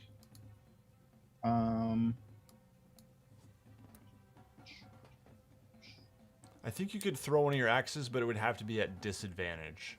Well, I guess it would cancel out, and it would just be a normal attack. Because of the range you're in.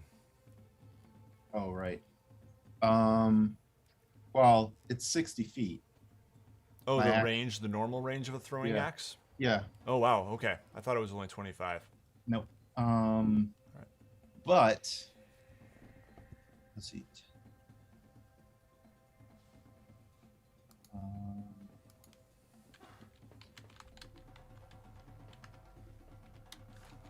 Oh no, just kidding. That would be an action. So I am going to. Yeah, I'll throw an axe. Okay, so I'm looking at this. The range is 20, but 60 with disadvantage. So yeah, you would just make a normal It's attack. 60 No prone, right? Oh no, never mind. Yeah. You're right. Okay, Yeah, the so the normal- first number is normal, and the second number is with disadvantage. So just a normal attack, no advantage. That is a 15 to hit. That hits. And a 7 slashing damage. All right. Yeah, so your trident strikes him and just, kind of sticks into his thigh, and then an axe just nails him right in the shoulder. And you said that was 7? Maybe. Yes, 7. Okay, yep, 7. All right. He is still up, but he is looking rough. All right. Anything else you'd like to do, Clay? I think then as a bonus action, I will rage. Yep. All right. And that brings us to Fizwick. I'm sorry, Nikos, then Fizwick. Back to the top of the order now. All right. Nikos is. He looks pretty battered and injured, right? Yeah. Cool. All right. I'm just gonna try and put this guy out of his miseries. I am. Oh, you know what? Yeah. You know what? Here's what I'm gonna do. I'm gonna use my quickened spell. Mm-hmm. And I'm going to cast Calm Emotions on him. So I'm going to land on the ground as I end my concentration on my fly spell. Yep. And he needs to make me a Calm Emotions. He needs to make me a charisma saving throw. Okay. Charisma. He rolled a natural 1, which gives him a 4. All right. I whisper into his ear. Long live the king. And I'm going to cast Lightning Bolt at point... sorry, not Lightning Bolt. I'm going to cast Asganar's Scorcher, converting the energy into lightning as a quickened spell directly at point-blank range, straight through his chest. Okay, but didn't you already cast Calm Emotions? Yes, as a standard action, but I, as a quickened spell, gotcha. can cast a single action spell as a bonus action. Nice. I love it. Okay. Sorry, I didn't know what quickened spell was. Nope. 'Tis fine, because I am a meta magic sorcerer. Yeah, I'm actually I've not playing done one that in another before, so campaign, and I'm just learning that but I don't have quickened spell. I didn't pick that one. That's awesome. Yeah, quicken spell's good. But I went with transmutation. Transmutation and quicken. So that's why I can change elements from one type of damage to another, and quicken, which I've never really wanted to use because I do enough damage. But to hell with this guy. I want him to die, with clarity. I want him to feel everything. Yeah, and you see in his eyes just just a widening. But a little less rage for sure. All right. Cool. So a dexterity save with, I presume, disadvantage for being stunned? Yes. I would assume so. But let me double check. The first one he rolls a 20. The second one he rolls a 12. Let me just make sure. Automatically fails dexterity saving throws. Is that what it is? For stun? No, I'm sorry. That's what it is. But was it a dexterity saving throw? Oh, it was. Yeah. Yes. Absolutely. Okay. Then he automatically fails. Yep. All right. He takes 23 points of lightning damage. Oh man. Yeah, he is hurting and just barely standing, swaying in his spots. What does this look like? So basically, as Nikos places a hand directly on his chest, he twists it and kind of makes this circular rotation. And as it does, this vortex of lightning creates a sort of a typhoon of electricity that surges through his body and then out the other side. You can watch as this cone erupts from his back, almost like spreading wings of lightning. And as Nikos moves his hands, he kind of sort of dusts his hand off from the ash that remains from bits of his armor and his leather, and you can see in the center of his chest, Nikos has used his thumb and his hand to draw a bullseye. I love it. And he's just swaying there and just as this lightning erupts from his back, in shoulders, he just lets out this agonizing cry. And that brings us to anything else you'd like to do, Nikos? Nope, move action to fly down, calm emotions, then bonus action to blast him. Sweet. Fizwick, you're up.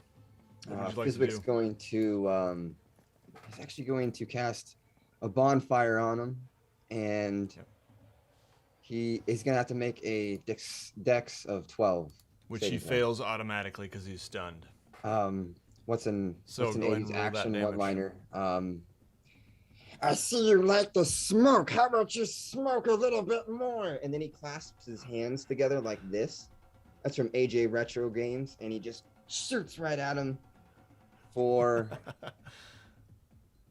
14 damage. Yeah. What does this look like as you kill Isaar Cronin? Bonfire just erupts right from the bottom of him, just a white, hot light, just incinerating him all in one good. All the meat is gone, just the gear metal is left. Yeah, and he slumps to his knees and face down right at your feet, Nikos. As he hits the snow, sizzling and kind of melting into the snow, this steaming hot corpse. And Nikos Nico's gestures with his hand and uses snow shape. A tiny little signboard sort of comes out and then sort of has like a 10. I love it. Nice. All right. At this, Isaar actually, I'm sorry, Eric's, the boy, actually pokes his head out of the tent, and you guys see, loping across the camp, a large white wolf, unthreateningly, just kind of marching toward the chief's tent, through the middle of the camp here. And you see the boy's eyes kind of light up, and he doesn't smile, but the sobbing has stopped. And sorry, just a moment.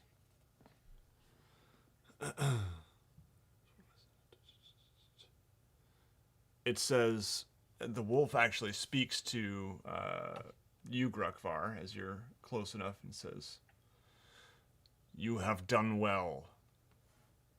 And it kneels down in front of Isaar. Isaar takes, I'm sorry, I keep saying Isaar. Eric's, the boy, takes one look at the corpses at his feet, nods, and looks at the wolf and climbs on the wolf's back and heads out of the camp. The snow swirls around you, and you are all blinded momentarily. And when the snow departs, you are back in the chamber in Grimskalle.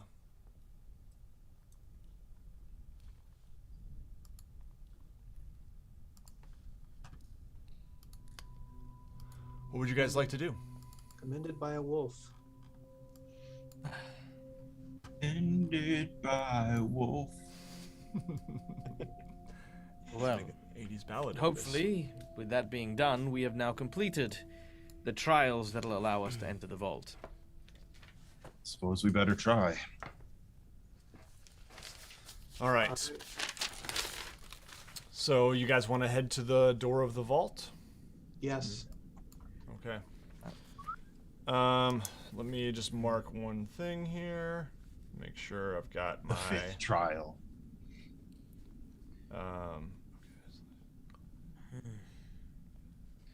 I wonder what would happen if we went back into those vaults, into the trials.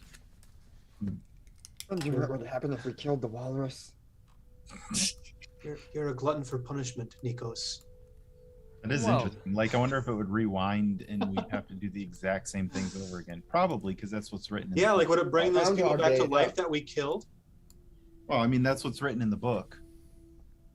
Or I mean, specifically, if these people were... I mean, I knew we were in Icewind Dale, but were these people real people, or were they simply magical constructs to pervade the said- scenario? Didn't Nate say in the beginning like they were real people? Because I thought they were fake. Nate did. Yeah. but would you? Your I think that characters know Nikos that. even did Oh, like that doesn't mean they I actually probably were. shouldn't have said that. I think But Nikos even did. Nikos has no idea. I thought that Nikos even did like some kind of Arcana check or something early on, or maybe it was just about the magic No, that was in the general. teleportation. So we went to Oh. a physical location. Like, Nikos knows that. But Mhm. as for these people, that's why he's like, I wonder what happens if we go back. If we go back, do we go to a different location where the same thing is happening? Or do we, you know, simply, like, it's the trial is not available until such time as one of the clans are wiped out, and you have, like, the better part of 16 hours before that one last remaining survivor dies to try and complete the trial. I'm sorry. I mean- this trial is not is no longer Yeah, available. exactly. It's like a video game. This trial is no longer in service. I want to try level 4 again. See if I can get 4 stars. Let's kill Billy this time. All right. So, let's see. You guys Did are Ariel design New Game Plus into her tests? All right. This passage leads to an anvil-shaped room with a door set into the far wall. Flanking the door are bas-reliefs of 2 male frost giants that have been defaced, their features chipped away. Newer carvings above the door depict the glowering heads of an owl, wolf, and a goat. And that's just around, carved around this door. Hmm. Did you say there's writing? Let's see. Nope, just the carvings of a owl, wolf, and a goat. We saw the owl. We saw the wolf. Did we see a goat? Firebolt on the statue. I don't think so, but those are all aspects of the Frostmaiden. Yeah. I say we just try to open the door. Mm-hmm. Mm-hmm. A disembodied voice says, "This way is shut to all but those who pass the tests of cruelty, endurance, isolation, and preservation." And the door slides open. The door remains shut. You must try again. Yay. Did You would've- the statue react to me firebolting it? No, it did not. Oh, wait. I'm sorry. Did you the carvings of the owl and goat? No. and wolf? The Or what? the defaced statues. Oh, the frost giants. No. Well, the other ones, kind of, and I was like, just bam. Yeah, okay, we're good. Yeah. Just to make sure. Yeah. To kill it again, just to make sure. Look, fool me once. I don't know the. You know accent. the old saying. Fool me once, you can't get fooled again. You see? All right. Yeah. That's a George W. Bush quote, by the way. Yeah. So, let's see. You guys enter this chamber, and arranged about the room are 3 tablets of ice. We're in the Each, second chamber now? yeah. Mhm. Okay. Yep.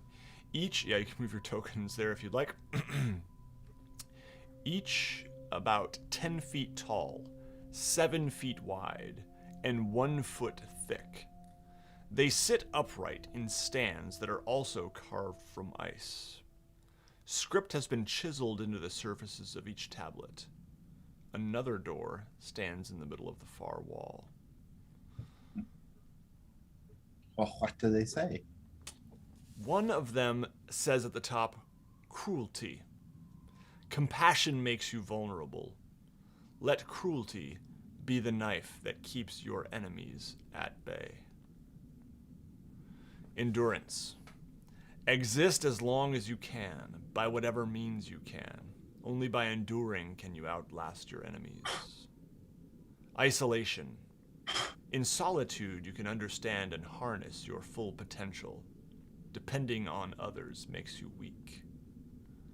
And lastly, preservation. Every flake of snow is unique, and that which is unique must be preserved. So there's these 4 large ice tablets. What would you guys like to do? I will place my hand on the tablet for endurance. I'll walk over to isolation and do the same thing. Oh shit! What am I gonna get left with? And then he just runs over and touches the closest one, which is what, Nate? Cruelty. Fuck. All right. I think what's left, preservation. I don't remember. Well, whatever it is. I'll Nothing reach my happens. hand. Nothing happens. Okay. Just I thought we were gonna summon Captain Planet. Can we try to walk up to the door? Yes, you can. And I wish D&D Beyond told me more clearly, like, what happens if you do that. Hold on, give me a moment. The ill-prepared DM here. Grukfar, you want to trade? I don't want cruelty. I'll trade with Fizwick. Fizwick runs over and puts his hand on it. What do you touch? Endurance? Endurance, yeah. Oh, thanks, man. I'll sort of go over and I'll touch the cruelty one. No, nothing's gonna happen. I just wanted to make him feel better. He feels a bit better. The only reason you touched the one in the beginning was because you were tired and wanted to lean on something, right? Yeah, right. Like that's all he did. Like he was just like, oh my god, my back. He's And gonna then laugh at all of us now as we stand there waiting for something to happen. All right, the door. Clay, you said you were going to try the door. Well, at least, what does it look like? It's a pretty standard door. It's definitely got some like frost giant designs in it, but in terms of the doors in this place, it is not unique. There's no specific. Thanks for embellishing that instead of just saying, when I said, what does it look like? You just say, a door. A door. yeah, no, I Or no, see, dummy. but what ended up happening was Nate sounding like this like Canadian like door salesman. All right, now what you got here is you got your standard frost door, frost giant interior, frost giant exterior, right? Has its both open and closed settings here. Okay, Minor abstract designs common in the frost giants culture. You know, yeah, You'll fit yeah. in. And he slaps it, just to. help Can you keep I- up with the Joneses constructor. Can I try to, I don't know if it has a knob. I would imagine if it's a standard door, can I grab the knob and see if it opens? Yeah, I mean it has like not a knob, but like a carving where you can put Sure. your hand in and pull, and it does slide open with some difficulty. It's heavy, but it does slide open. And Guys, stop leaning on the decorations now. the next chamber has a domed ceiling engraved with a giant snowflake. Two caryatids depicting a towering woman stand on either side of a door in the south wall. In the middle of the room is a 5-foot-tall, claw-shaped lectern with a white covered book resting on it. And I remember I looked up caryatids 2 weeks ago, or like 4 weeks ago when I was doing this, but I don't remember what it means. Do you guys know?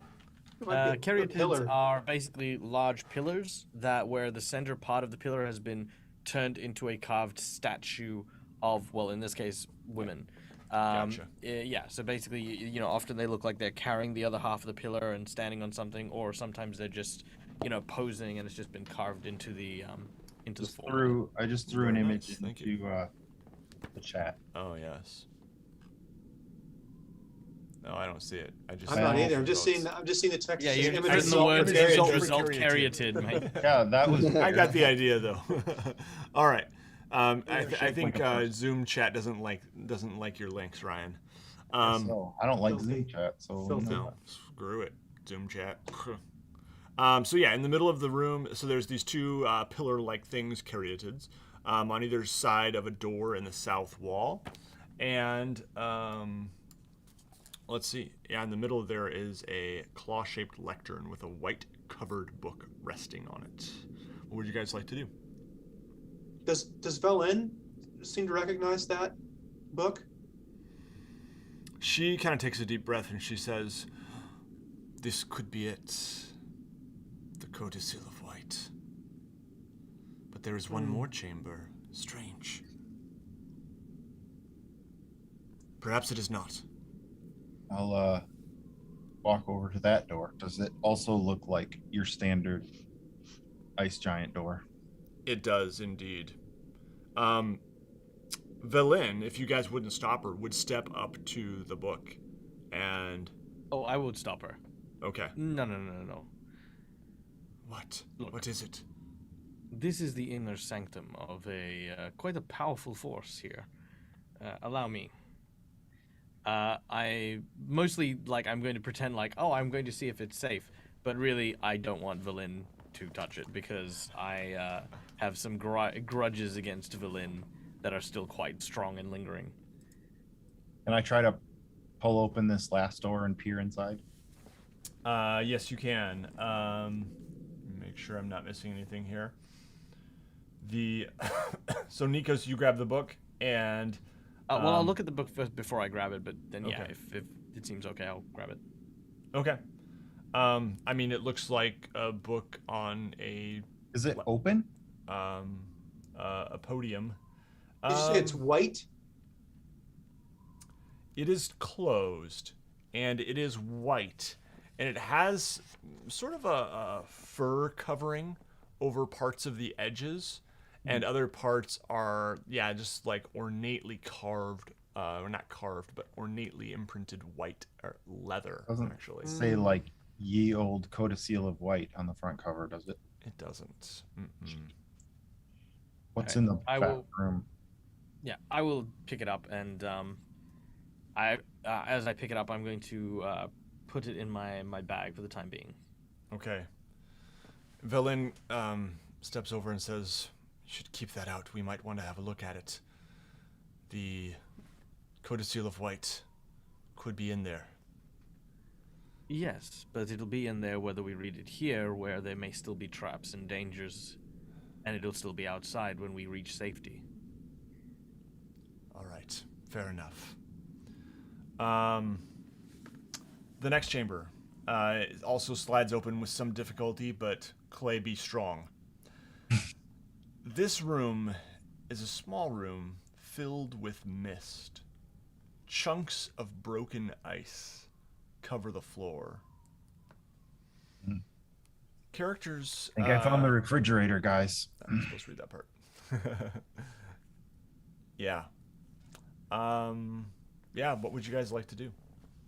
Can we see? It's just mist and ice. There's nothing else in there.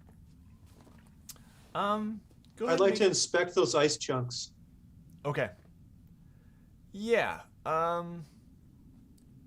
You notice that they are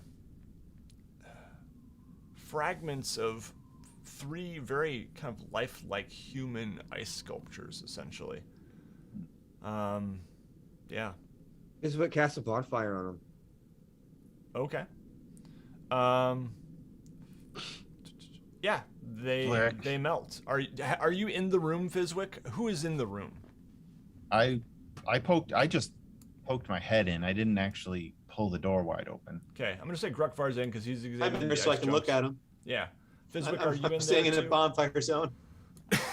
Yeah, I'm in the room. Okay. I am definitely not. Fizwick, as soon as you step, you do cast bonfire, but as soon as you step into the mist, you hear a voice, and it says, "Will you court death to receive my blessing?" Bring it. Whoa. Okay. Fizwick, I need you to make me Wait, Grukfar A- didn't hear it? Only Fizwick heard it? only Fizwick. Yep. I need you to make me a Constitution saving throw. Because he used 18. magic in there? 18. All right, let's wait and find out. Fizwick, before your eyes, Grukvar, you hear a crackling. And from the ground up, growing, Fizwick begins to turn to ice before your eyes. And by the time it is done, an ice statue, looking an awful lot like Fizwick, stands before you all. Fizwick is dead. Nice. What? Oh, That's how you end this okay. shit. Well, there's nothing more we can do here. Might as well go home. Holy cow. Okay. Do I log out now, or do I just sit here? Or how I does this waved the work? party. I waved the party over. I waved the probably party end soon. over to show them what's happened. Okay. Is this because what I said in the beginning of the game? I said I was sorry. What did you say? What did you say? No, I don't This know. is- Me and Michael were yelling this at each is other. the deal. Will you court death to receive my blessing? And it's That's pretty um, okay. yeah. Alright. I mean, Yeah. So if oh crap, but nobody else heard that, only him. only Fizwick heard that. What happened when he cast the bonfire to the other statues? Did they melt? The other statues. What do I get for doing random things? The other statues did not melt. I mean, well, no, I should say when he cast Bonfire, yeah, the other statues did melt. Mm-hmm. Like melt, like Music right now. Alright. We get elevator music when Fizwick dies.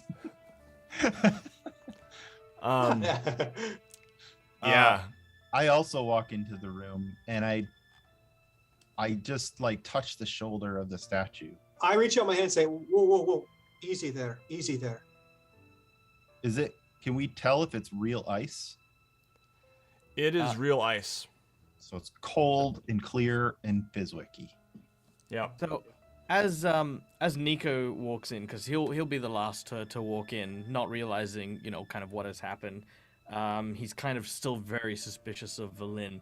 As soon as he walks in and his eyes turn upwards and meets Fizwick's frozen gaze, there's just this scream, this like guttural, primal yell that like shakes the chamber.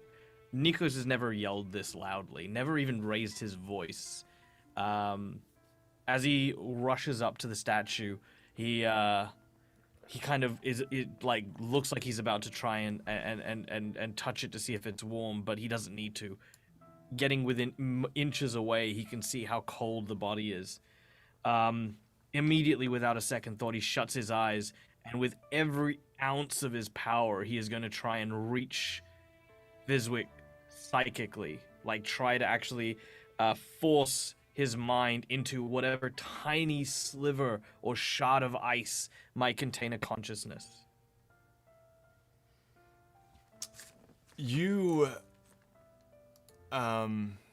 Valin rushes right behind you, and she just falls to her knees.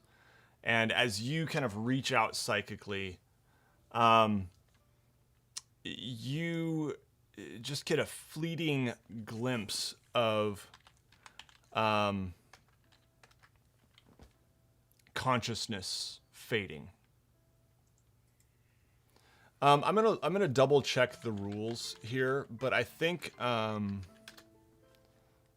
hope I didn't mess this up, but it's possible I did. So it says here in the rules that the character is it's a DC 21 Constitution saving throw. On a failed save, the character is petrified, becoming an ice statue instead of a stone one. So now I'm kind of wondering, is that actually dead? No, I don't think so. Petrified's not. It just means you literally can't do anything. It's like it would basically. Oh my God. It's like they're in a coma. Dude, Yeah, you let's need- just show that Nate was ready to kill me. This is a ruthless mofo. I love it. Kill me, and then he's like, "Wait a second, did I get this wrong?" No, he I- straight up slaughtered me. I I know. really want Fizwick dead, but I suppose I better feel really dumb tell right the now. truth. But keeping in mind, to all appearances, for until this point, Yeah. Fizwick would have appeared dead. Yeah, Like, well, yeah. yeah. Okay, so we need to figure out. I mean, so I'm trying to find it here. Petrification 5e. It's a condition, I think. Yeah, it's It's like stone to flesh, but just ice. Okay, so spells like so there are magical restorations that could work, but yeah, that is something we'll probably have to deal with next time, unless someone wants to try something now. But Fizwick is turned to ice before you. it's transmutation, so it's Yeah, it's like his body has literally become ice, so there is no flesh, no organs or anything like that. So it's up to you, Nate, as to whether or not because I mean technically yes, he would still be conscious, but there would be no brain, as it were. It would be more like magic as to the consciousness inside the ice. Yeah, so you would sense some consciousness, but yeah, and maybe not any specific thoughts. Its weight increases by a factor of 10 and it stops aging. Any magic items that it's carrying do not become petrified. So it's Okay. just his flesh. You're incapacitated. non-magic, anything non-magic that he's carrying also turns to ice. If it's Yeah, so, magical, like- it does not. So like +1 dagger and a few other things are Yeah. not petrified. Yeah. Right. So he's incapacitated, so he can't move or speak, and is unaware of its surroundings. Attack rolls have advantage. Nico slaps you and says, "It's a he, not an it." No, I'm joking. It's fine. You have advantage on your slap, by the way. Have you ever asked him pronouns? All right. He has resistance to all damage. Okay. It's immune to. Fizwick pretty looks much on everything. from the nether realm at Nikos.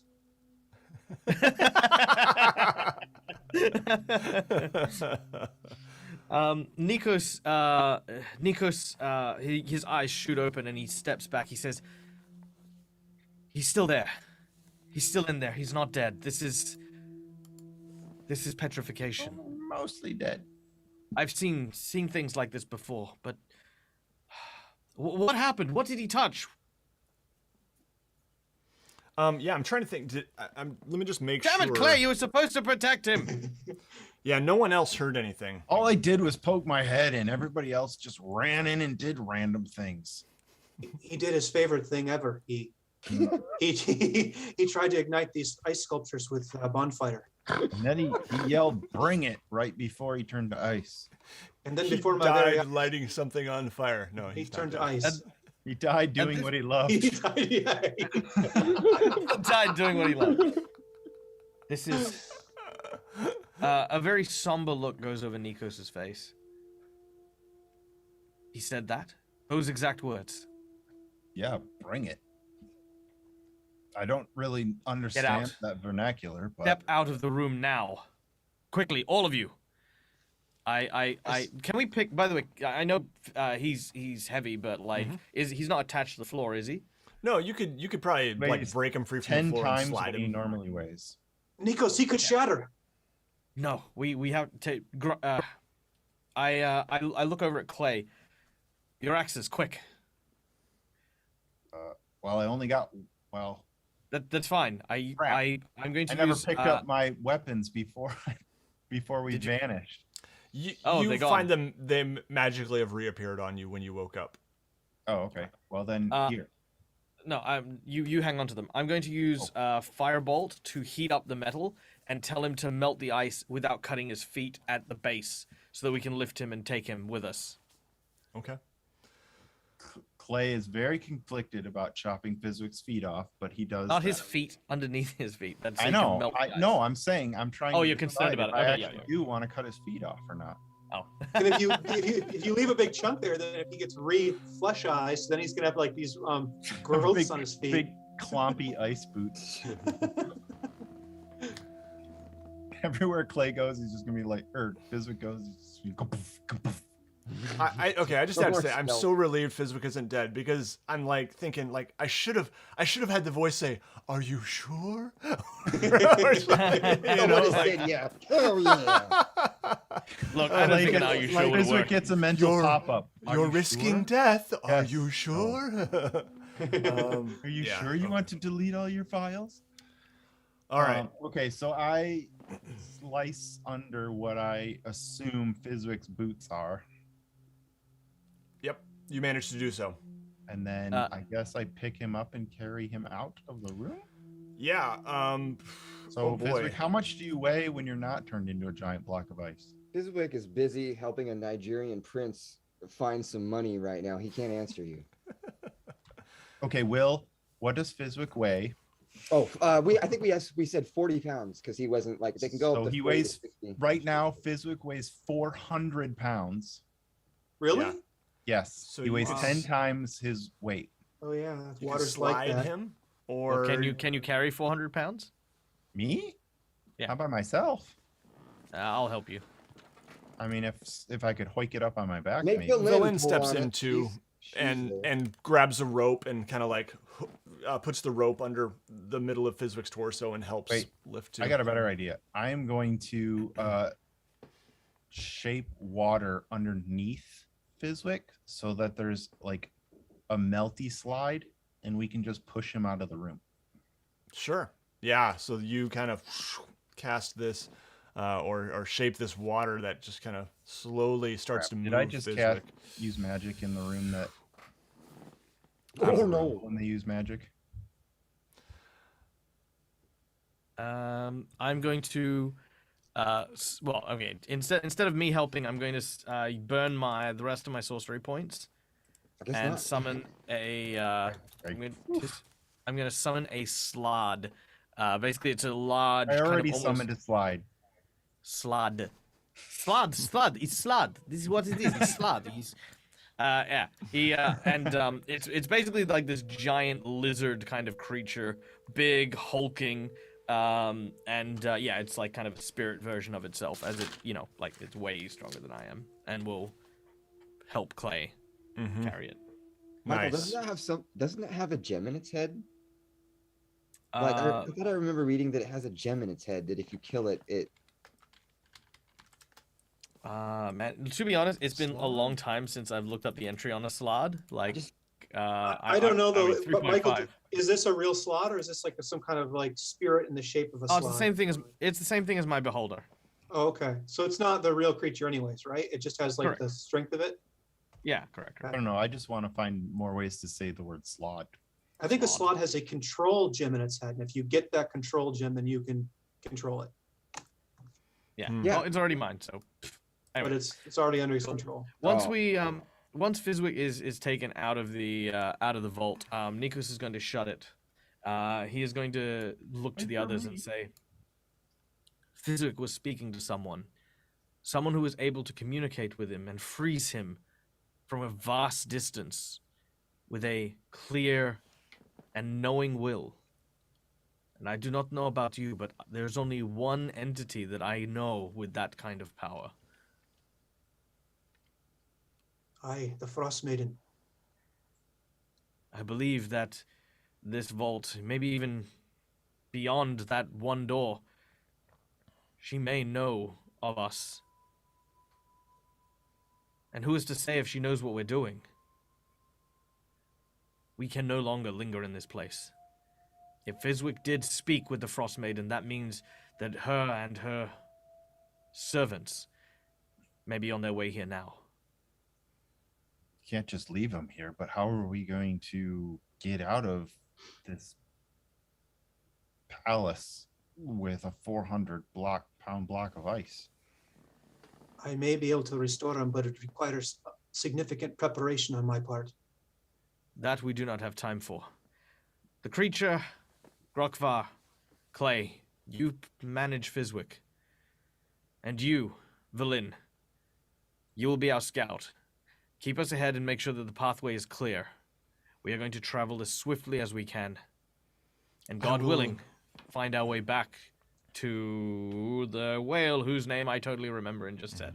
We Valin consult says, the walrus first to see if he knows about these ice people, and or could we take him into one of the doors so we're out of the palace? Grukfar can do his. No. Take who? The walrus? Mostly because Fizwick. A, the walrus is and has admitted to being on the Frostmaiden's side. 2, these Just have the trials info. are of course utilizing the power of the Frostmaiden. And 3, because I'm not going to sit here and argue with you as our friend is slowly frozen to death. And Valin Nikos will says, I agree. I will move ahead as quickly as I can and try to summon Angajuk. Go now. Nikos will take point and serve as kind of like a sentry to the escort of Fizwick's frosty condition. Instead of Clay, doing the snow shape thing, Nikos will take over and assist. That way, there's minimal risk of it being dropped. Yeah.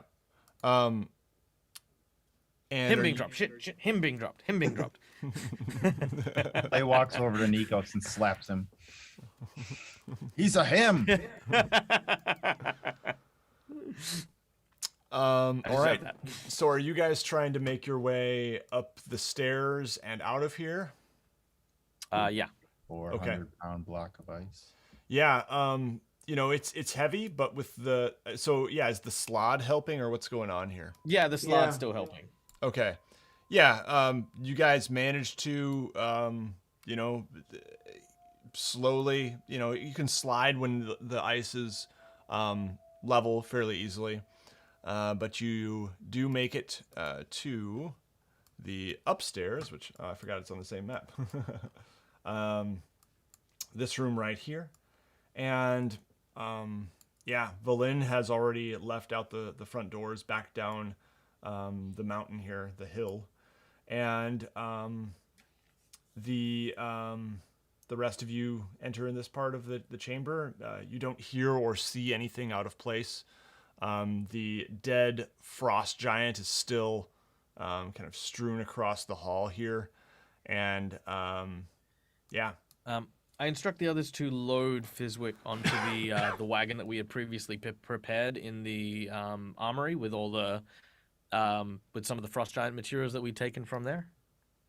Mm-hmm. So yeah, you can do that. I will remind you the steps up the hill here are huge, like frost giant steps. So a wagon probably wouldn't roll really well. We were using a frost giant breastplate that I was running ropes through so I could pull it like a sled for the treasure. Yeah. Should we put? I think what Nate's trying to say is that as we pull them off each step, there's a significant drop every step of the way, clunk, and we're transporting a giant slab of ice. We could I could shape a 5-foot block of ice that we can sort of move along so that it can.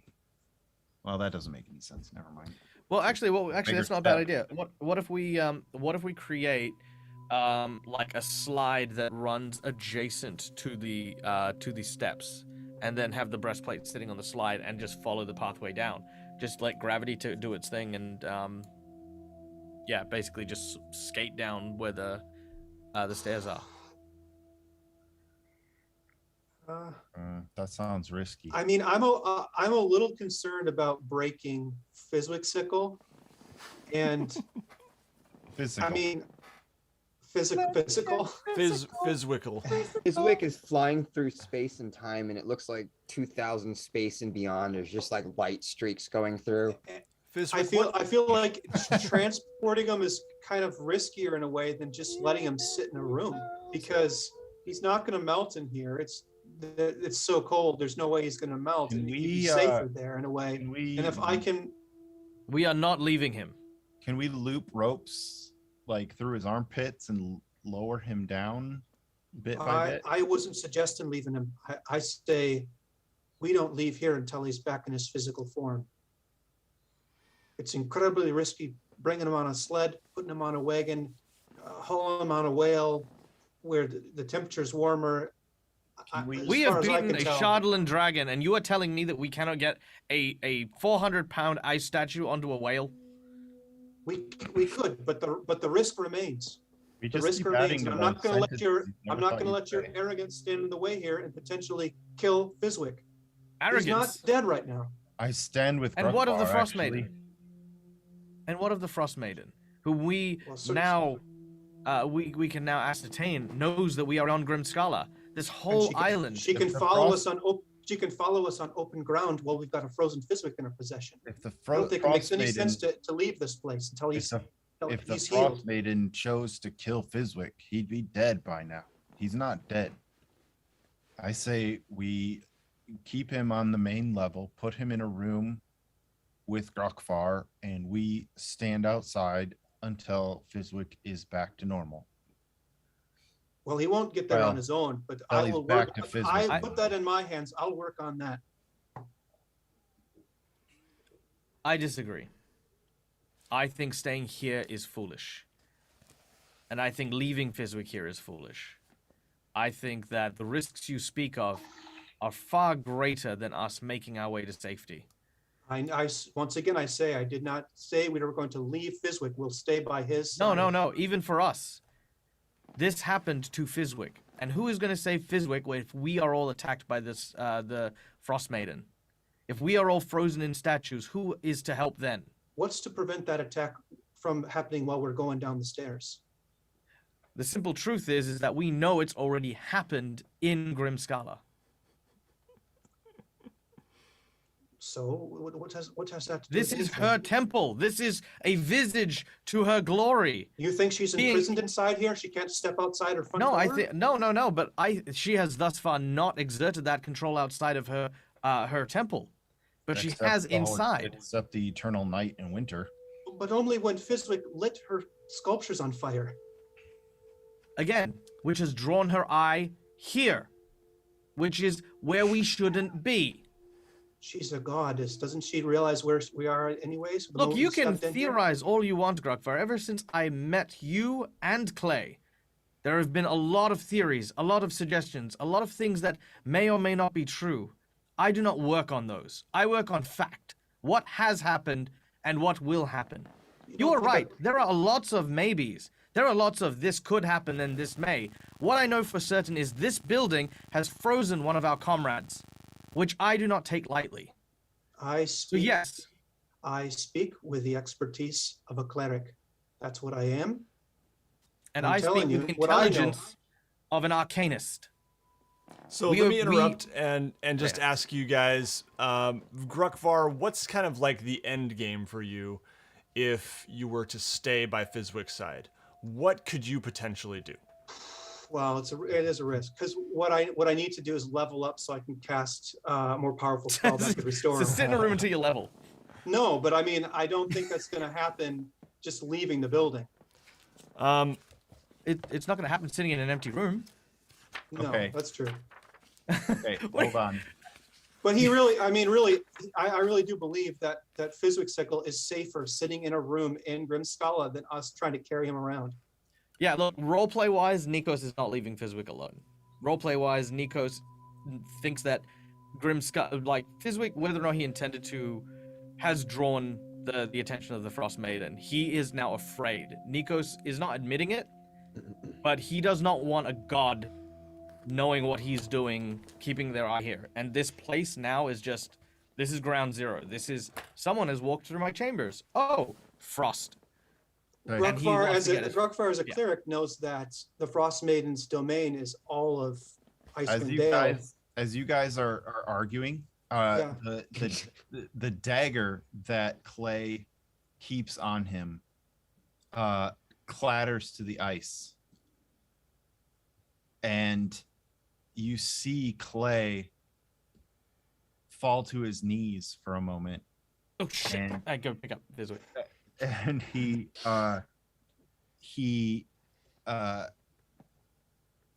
his skin, his blue skin, starts to turn gray even in this cold.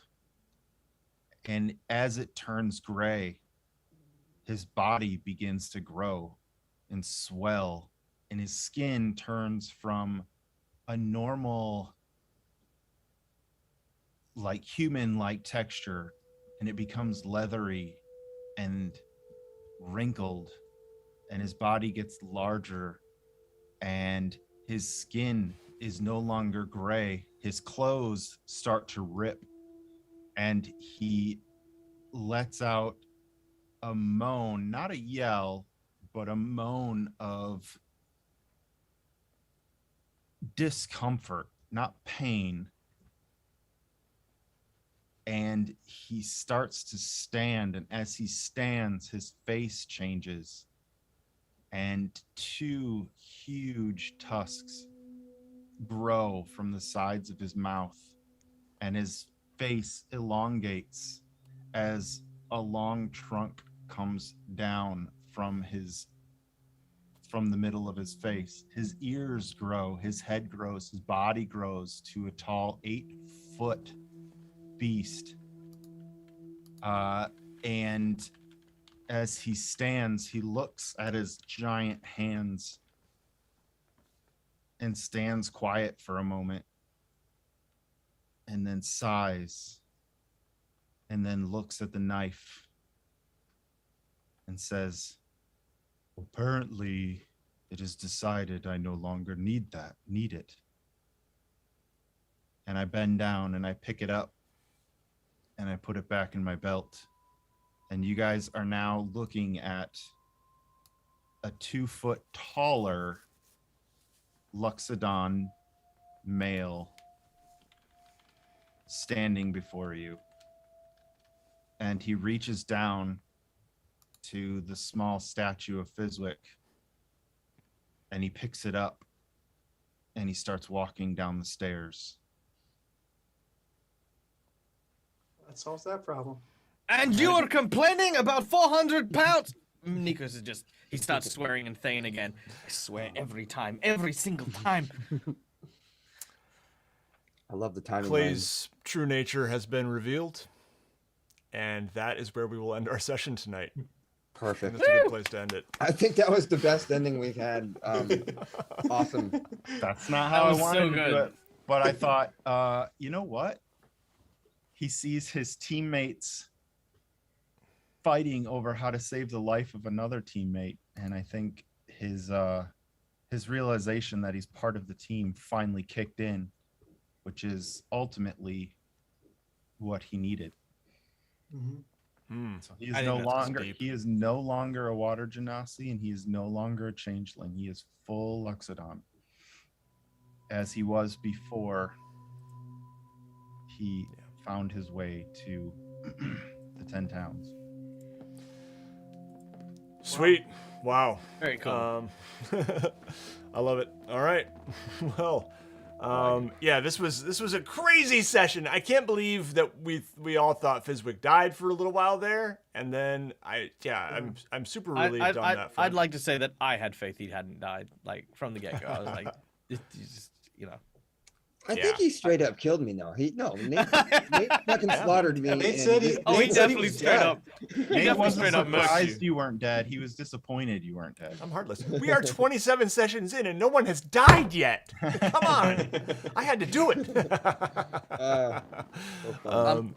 Can I also say that that I want to thank Alex for getting into the role play with me on that one. Like, again, we don't really talk, like, this isn't scripted in any way and stuff like that. So, you know, like, when passions get into it and you get into the character's headspace, you know, especially when characters disagree, it becomes a whole thing. So that was really enjoyable for me, and I want to thank Alex for just being awesome and Yeah, I like that exploring too, man. Thanks. Yeah. Yeah. But also I always want to make sure that I don't drag it out too long, that people are just sitting at the sidelines like, come on, guys, get over it. They really hate each other. Look, I'm not gonna Clay lie. took I'm not care of gonna lie. I was trying to be like, let's get out of here so we can go and fix him straight away. So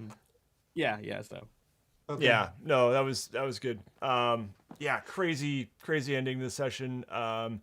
And thank you all for hanging out with us here. And we're gonna be playing again in 2 weeks. I think that Ryan won't be joining us. He'll be out for a bit. So we'll have a giant Luxodon carrying Fizwixicle. And I think it'll. Nate's gonna be playing 2 characters. Are you still a barbarian, Clay? I am still a barbarian. I'm just not a water genasi. Wait. I just want to clear this up. We're gonna play a game where he's not gonna be there and I'm not alive. I might have you actually controlling Clay for me, Fizwick. Yeah. Without making any drastic role playing decisions, at least making his roles. He's gonna get mad and break things. So I'll talk to you guys about that, but I think that would actually kind of make sense, especially since Clay is now carrying Fizwick. You know, for Fizwick to have his own life in his hands, I think is not a bad thing. This is so meta. I'm like carrying myself. Like, yeah. I'm picturing, I put something in the chat. I put one of those costumes you can get that looks like you're being carried away by an alien. You ever seen those? Nice. And it's like, Yes. it's like it's like pants you wear, but it makes it look like you're being carried away. So I'm picturing Fizwick or Will as a goblin wearing a Loxodon suit. So it looks like he's being carried around. Yeah. Oh, it won't let me put it in the chat. It's beyond the limits of. Here, I have to show it. You know what I'm talking about? Have you ever seen one of these? Yeah, I have. Yeah, there's ones that you can get where it come looks like you're on. riding a horse and stuff like that too. This dumb Chrome window won't let me add another tab. I Oh, it's would because it's love a- it if one of the artists in the chat seized on this image and did some work some magic, but that's up to them, of course. Yeah. Sorry, I'm committed to showing this image. Let me see here. If people Okay, know there what we- it is, that's cool. There we go. Okay. So I want to say, I want Will to jump in there instead of an alien, have it be a loxodon. Yeah. All right. Well, thank you guys so much. Let's do some outros here. Nikos, what you got or Michael, what you got going on? Where can people find you? Oh, I got so much stuff going on. So tomorrow I will be doing Hero Forge Hero Builder, where I will be making. Well, we're doing 6 episodes of straight up villains. So that's really cool, and we do that with the audience, and then get them printed, so then we can put them for review. So we've done a few of those already, and our next one should be a lot of fun. On Thursday, I have a follow-up for my Fool's Gold adventure, which is coming up at 7 a.m. So whatever time it is now, about 5 hours ago, time-wise. On my Thursday, which will be Wednesday night for most of you folks in the US, we're going to be featuring all the guys from before. So Robert Hartley GM, Dreaded GM, Quincy from Quincy's Tavern. We've got your narrator from The Boys, and we of course have Gothy and Arena from the Dingo Doodle series. All of us are getting back together for like this really cool it's basically a Beastmaster convention cook-off type D&D adventure to help promote the Kickstarter that they're doing for Fool's Gold, which is doing amazingly. Then on Nice. Saturday, I am on Tales of Pesh playing a jerkhole Irishman by the name of Cass O'Weary, who headbutts people because he's a jerk. That's all there is to that guy, really. But yeah, and then if you want to find me on all my stuff, head over to my channel, which is twitch.tv/deadaussiegamer, and I run all of these games, including a very new running of Rime of the Frostmaiden, which I'm doing on Wednesdays now, which has been a lot of fun. Yeah. But yeah. Yay. Yeah, so if you're wanting to That's- see more RPGs, because once every 2 weeks is not enough, guys, check out Michael's channel. He's got a lot of good stuff. Oh yeah, I do tons. I do like maybe 5 a week, give or take. Yeah. And also I just posted something in the Zoom chat. I hope that you like it. It was made very swiftly. It's loading here. It's loading, but Nice. we can already see a little bit. Oh, come what I on, was just 8%. There we go. Well, we'll see. Yeah, Clay, feel free to make your own too. But that's cool. Oh, Yeah, cool. I It's just- an elephant? Yeah, Yeah. Hero Forge has everything, guys. Yes, Yep. even A elephant. Loxodon is an elephant I person. thought it was a walrus thing, tusk. Oh, cool. That's even cooler. Yeah, it's an Awesome. elephant kin basically. So, yeah. It's got Clay's hair too. I like that. Yeah. They retained it. Actually, I'm not gonna take too much credit on that one. I just changed the race and then recolored the skin tone. But yeah, no, it's basically the other Clay model. Yeah. Good stuff. Well, thank you everybody for joining us. Remember that WASD20 patrons get access to weekly live map drawing streams. Doing one this Wednesday night. So yeah, every week, often there's Sundays or Mondays. That's just as little as $2 a month. You can join up for those. They're a lot of fun. Just kind of a cool, chill hang time drawing maps. And then also I do Icewind Dale campaign diaries for this campaign, where I just kind of reflect on the way things are going and talk about what's coming up a little bit, do a little prep and recap. So check those out as well. Those are available to patrons at the quest giver level and higher. Just go over to patreon.com/WASD20. Don't forget to order yourself some beautiful Dark Sea Workshop dice as well for your Christmas gift or for your friends. The holidays are coming, and pretty dice are a pretty good way to celebrate. So, Or for yourself. yeah, exactly. Yeah, actually, I have some right. Oh, wow. Just dropped them. I got to say something this So time, nervous. Nate. Yeah, you go. I got some awesome dice here I've made for Jake, Ansel, and Kendra. Jake's got some Nice. amazing toxic dice. And then I've got these beautiful rose dice that Kendra got made. So I've been working on those. And I've got about 8 more sets coming. And then after that, I'm going to go hibernate in the woods for about a week. Have another channel. You can check me out, Will Wild's Outdoor Adventures. Or you can just go onto YouTube and put in bear in a cave. I'm, as far as I know, the only person in the world that has filmed a bear in a cave while actually being in the cave with the bear. So if you like outdoor stuff, backpacking adventures, bushcraft kind of stuff, come check me out over there. I don't talk about it much, but I got to do some promoting sometimes. Absolutely. So Dice coming, go check out my other channel.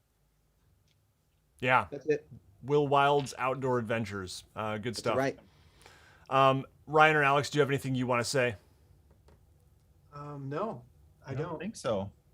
Ryan, you don't want to tell us to drink Vandermill cider? Come on. Oh, well, yes, that's a given. There we go. Go drink Vandermill cider. If All right. people are in Grand Rapids, could they stop it and see you there? Are you on the premises Absolutely. during the work during a work day? Yep.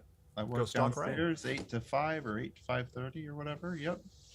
There you I'll go. just pop if you in. tell me who you are, it might be. Nope, I can't say that. Never mind. You can't make any promises. Okay. If you tell I will give you a tour of cider making facilities. If you go into Vandermill Cidery and say hi to Ryan, I will buy you a cider. There we go. You put it on my tab, Ryan, and send me the bill, okay? Sounds good. All right. Cool. I'm in Vandermill cider every day. Will you buy me a cider? No, I Does won't that buy count? you a cider. No, Oh, you already get free cider, so no cider for you. Allegedly. All right. Thanks so much, everybody, for hanging with us. I better learn how to find a stop button. There we go. I think I found it. Okay, cool. Bye. Thanks so much. Bye. Yeah.